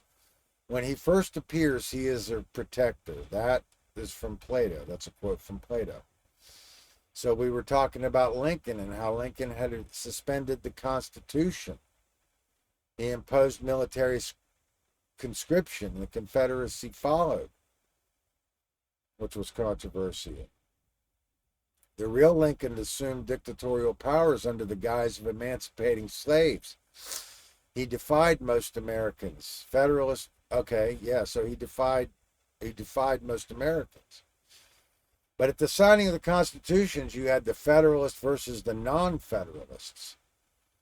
And the Federalists, were pro, let's say, minimum government, and whereas the non-Federalists, like Patrick Henry and Samuel Adams, as a couple examples, they wanted nothing to do with any form of government. They already understood the dangers of it. So the doctrines of the constitutions were enshrined to basically limit government's power to the degree that was possible. And that's something that a lot of people don't really understand. But Americans, traditionally, we've been scared into surrendering our basic rights, just as in other foreign countries. And now most people are begging for more government control, unaware of principles of liberty being eroded following the path of every other authoritarian regime or dictatorship. Government power is always inversely proportional to individual freedom. Protesting amounts to trying to take control of or influence the reins of power for their own personal goals, which is slavery.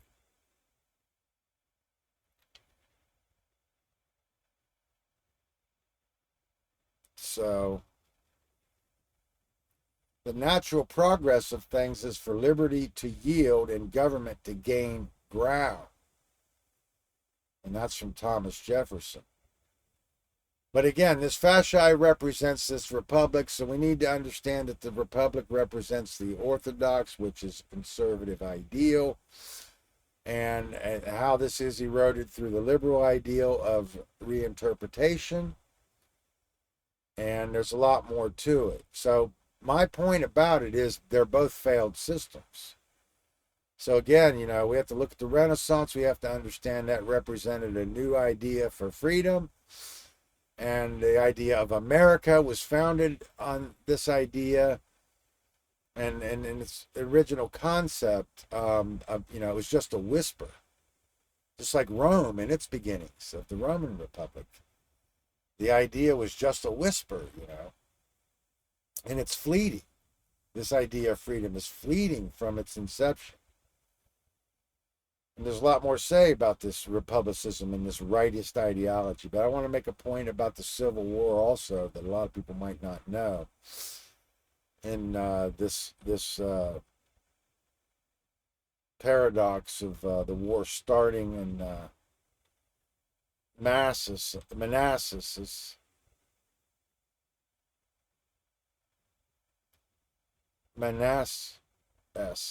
Virginia. So the war is said to start as the war is said to have began in Wilmer McLean's backyard in Manassas,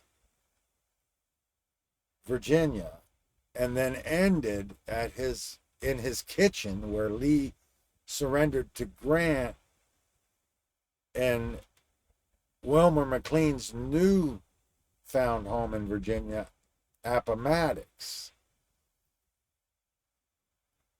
So it says Wilmer McLean, May 3rd, 1814, June 5th, 1882, was an American wholesale grocer from Virginia.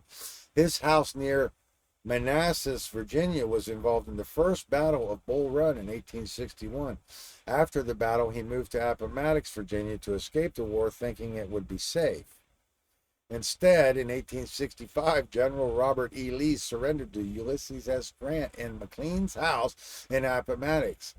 His houses were therefore involved in one of the first and one of the last encounters of the American Civil War. So that's just something to keep in mind as we explore that controversy.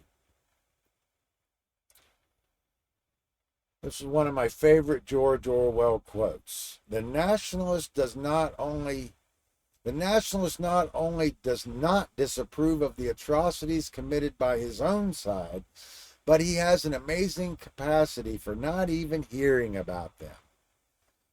So this is, right back to this idea of the accidental version of history, this coincidental version of events, and that anybody questions, the events is labeled a conspiracy theorist.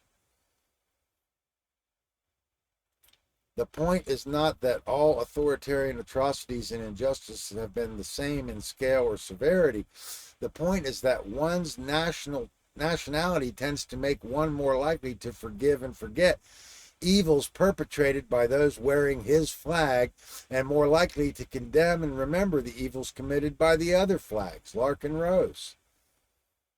The people of every nation are taught to view themselves and their leaders as virtuous and righteous and enlightened, while viewing the subjects of other regimes as indoctrinated and brainwashed. Consider the example of Abraham Lincoln, still revered in the U.S. as the great emancipator, fighter for truth, liberty, and justice. By any objective measure, Lincoln's actions showed him to be a vicious tyrant with no respect for individual rights or the Constitution. American children are rightly taught about the evils of slavery and then taught implicitly, if not explicitly, that it was righteous for Lincoln to do whatever he had to do in order to end slavery, even though that was not the primary reason for the war, as we've discussed. So, first of all, this term slavery is ambiguous. As I've already said, man's law is slavery. Man's law is based in ideals of coercion and violence, which can never be moral. And there's a lot more to say about it. But let me repeat this George Orwell quote. The nationalist not only does not disapprove of the atrocities committed by his own side, but he has an amazing capacity for not even hearing about them. So partisan politics is part of the dilemma that we're dealing with. And I brought this film to show kind of as an example. I've really made the analogy of big time wrestling. Their enemies in the ring, and then they're out at the bar having a beer after the show. But this is an interesting film because it kind of shows how one can run blocker and which is like cover for the other one, while the other one implements the evil or what have you. And I would tell you that's exactly what the message in this film is for the unwitting viewer. But that first picture there in the top left, first of all, see that it's showing you, his car's been ripped apart.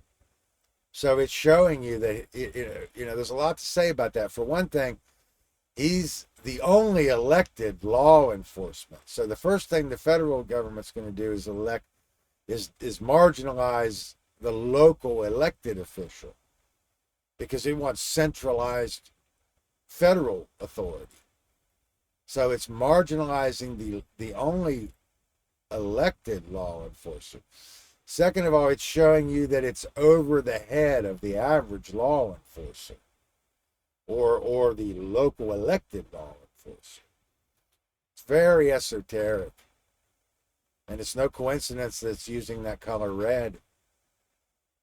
And there's a lot to this. And I'm not going to fully break it down, but I just want to show you here generally. You can see this. So first of all, you have one party running blocker for the agenda of and the other implementing the agenda.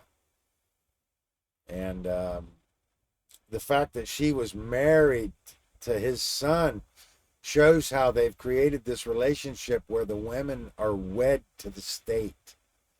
So getting a marriage license is like having a menage a trois or inviting the government into your bedroom. And how the mind control is targeted towards the women. And how they become wed to the state. There's a lot more to it, but I'm just basically making that statement. There's a lot more to it. The title, Smokey and the Bandit, shows you it's all smoke and mirrors for the big heist, which is the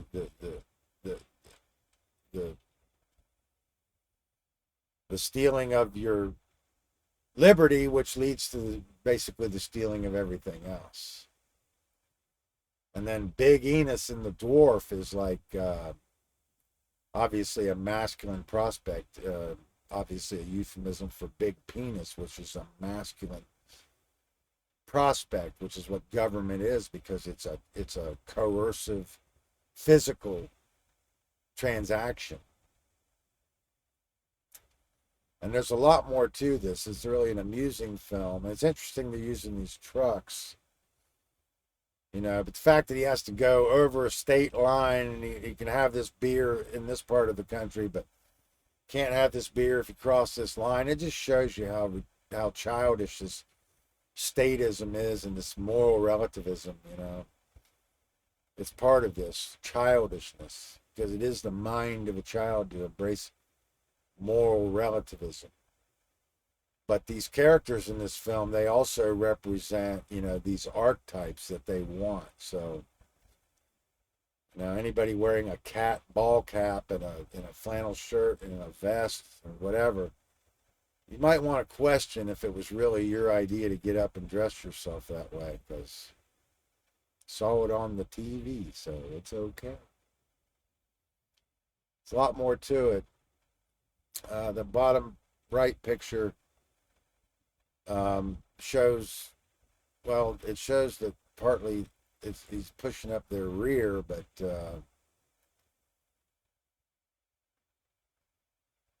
also shows, like I said, how this is the political system running away from. They're untouchable for the law enforcement because it's over their head. It's above their pay grade. They're compartmentalized. One party runs blocker for the other. She is wed to the state and running away.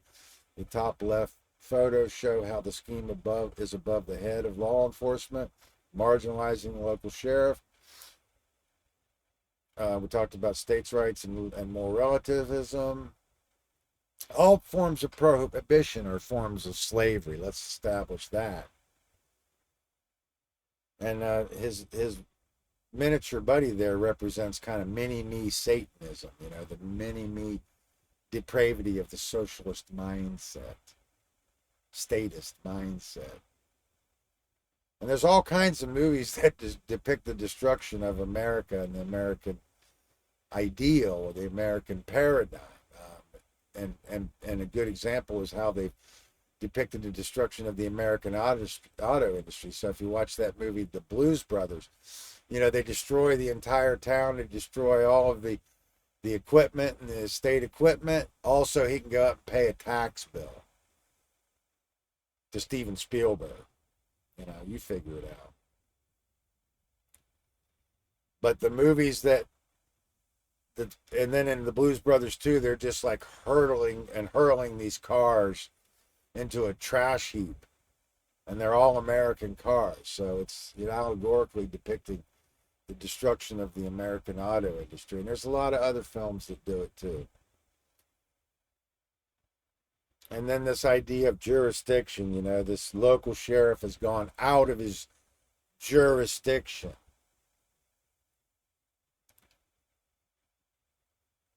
And this basset hound is kind of a mutated dog that could never survive without somebody taking care of it. And I would tell you that dog breeding is not only related to the divine right of kings and pedigree, but it's also related to how they dumb down and mutate and degenerate, dehumanize, demoralize the population. So politics, you could really never predict because they have a contingency for every contingency. So there's a plan B for every plan A, and for every plan B, there's a plan A and B. So they have contingencies for contingencies. So this term caprice, as in the caprice of politics, means it's unpredictable or changeable, like the weather. Like in the case of the Roman Caesars or Tiberius, depending on the mood of the emperor. And I'm saying that this term comes from one of the favorite haunts of the Roman Caesars was the island of Capri, and that they were notorious for throwing people over the high cliffs of Capri. So this is where this term comes from. The mood is changeable like the weather. Therefore, it's formidable. If the government hits a cruelty, or let's see, if this government hits a cruelly certain sections of the Italian people, it does not so out of caprice, but from the supreme necessity of national order, Benito Mussolini. If this government hits a cruelly certain sections of the population, okay, I see what's saying. There's an error in this. If this government hits cruelly certain sections of the Italian people, it does not so out of caprice, but from the supreme necessity of national order. So again, he's calling on your patriotism to suffer cruelly under this government. So it would be unpatriotic to complain about the tyranny imposed, according to Benito Mussolini.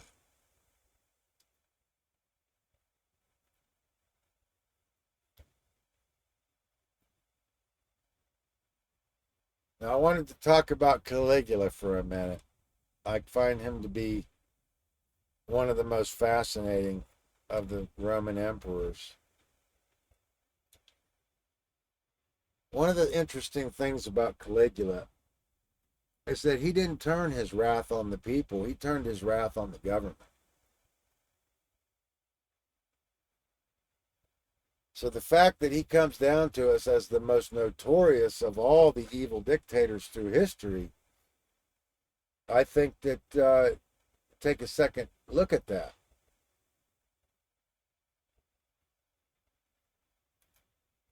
I'm not necessarily suggesting that he did anything benevolent, but I am suggesting that what he did was not necessarily malevolent. Because if anybody had a genuine grievance, it's this man, because these people that he went after had murdered his whole family. So, but he did make a mockery of the Senate and the army.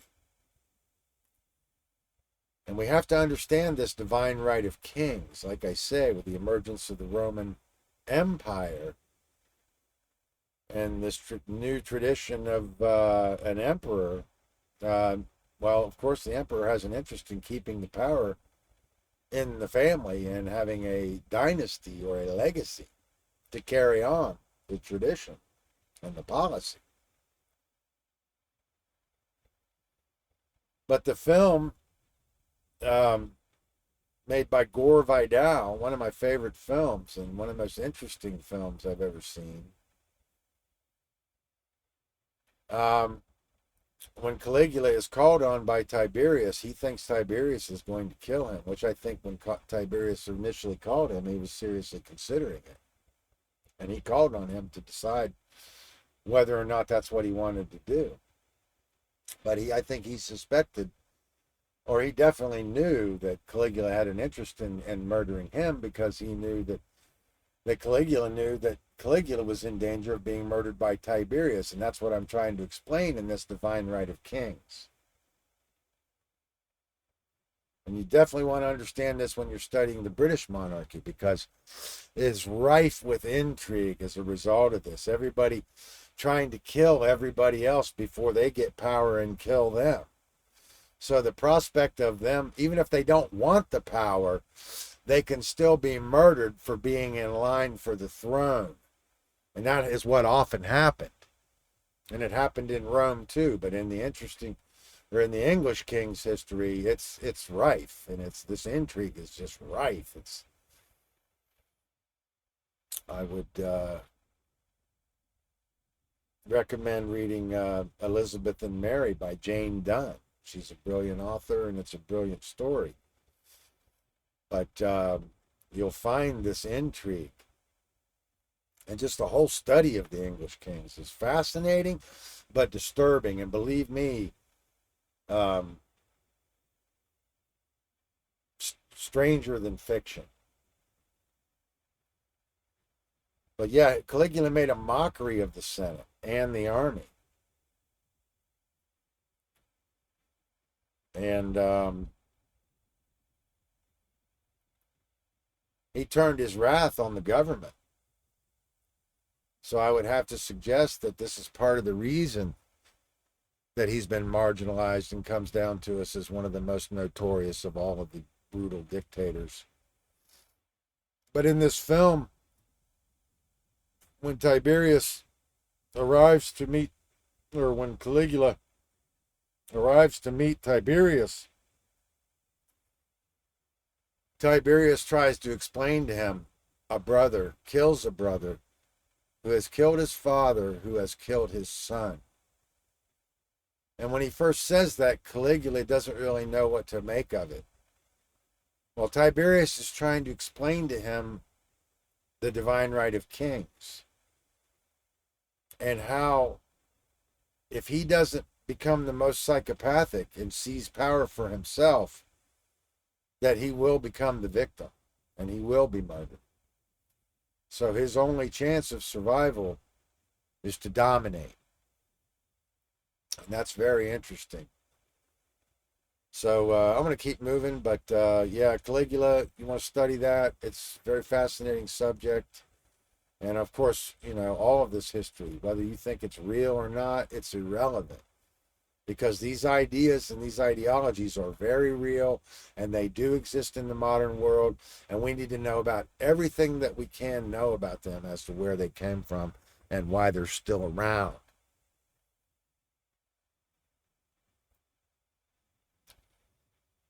So this Roman pragmatism, it's going to keep moving forward no matter what the moral cost or the moral dilemma, for the greater good in the name of progress. So it's like they want to lay down the tracks, but if your house is in the way, well, then the most pragmatic or practical thing to do is just to lay down the tracks. But see, that's not moral.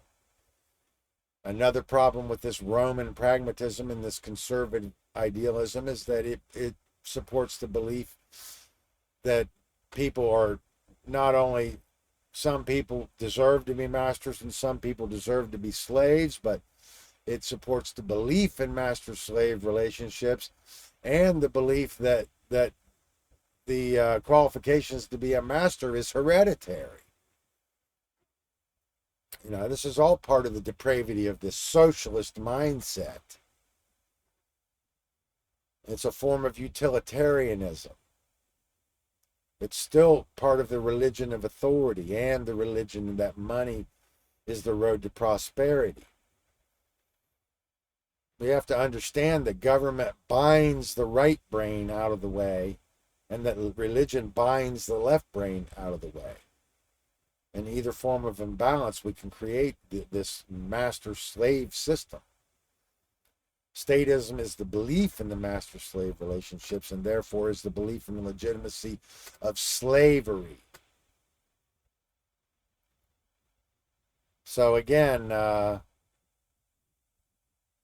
Knavery puts on the vizard of piety, and the system forces you into the system. That's part of the reason they had to get rid of all the buffalo and all the fruit and nut bearing trees in this country, because they can't have you picking fruit and having a means of nutrition. Everything has to be bought and sold. You have to pay to go through life. But there's a lot to say about this. But, ultimately, bureaucracy is responsible for the fall of every great nation. So we have to keep that in mind. You have to understand that, Germany had a legitimate grievance at the end of World War I because they had lost so much in the Treaty of Versailles. And that the armistice represented basically, the entire Euro theater represented a freaking 100-year gun control campaign in Europe. So we could move us into this silent weapons for silent wars phase of this program.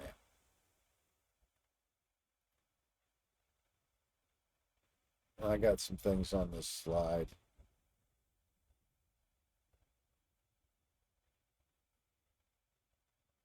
Just taking a look here. I'm just going to keep moving forward. I've already covered a lot of this stuff. So fealty and allegiance, like I said about the barons in England, that Rome wanted to make England, they wanted to make the English monarch the vassal of the church and England a papal fief. But it is this chain of obedience and this fealty and allegiance that creates this hierarchical structure of top-down control of coercion and violence. And this is part of the institutionalized belief.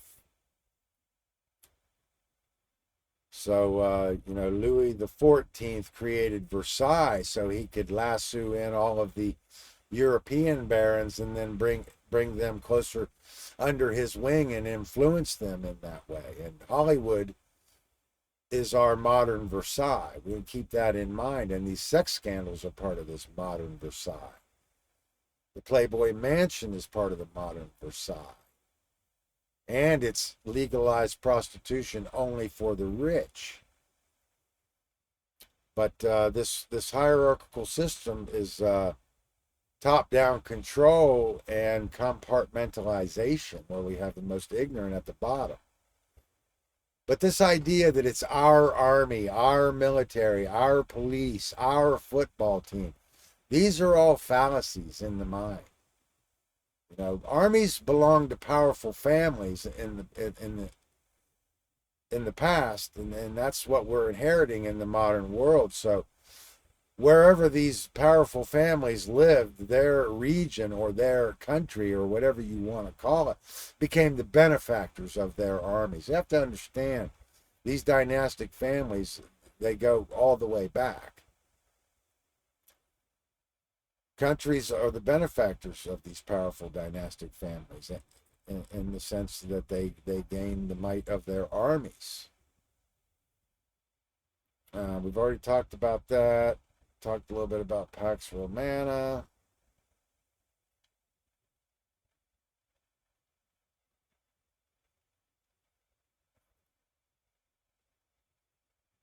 And I was talking about the lodge practice. Like I say, they forbid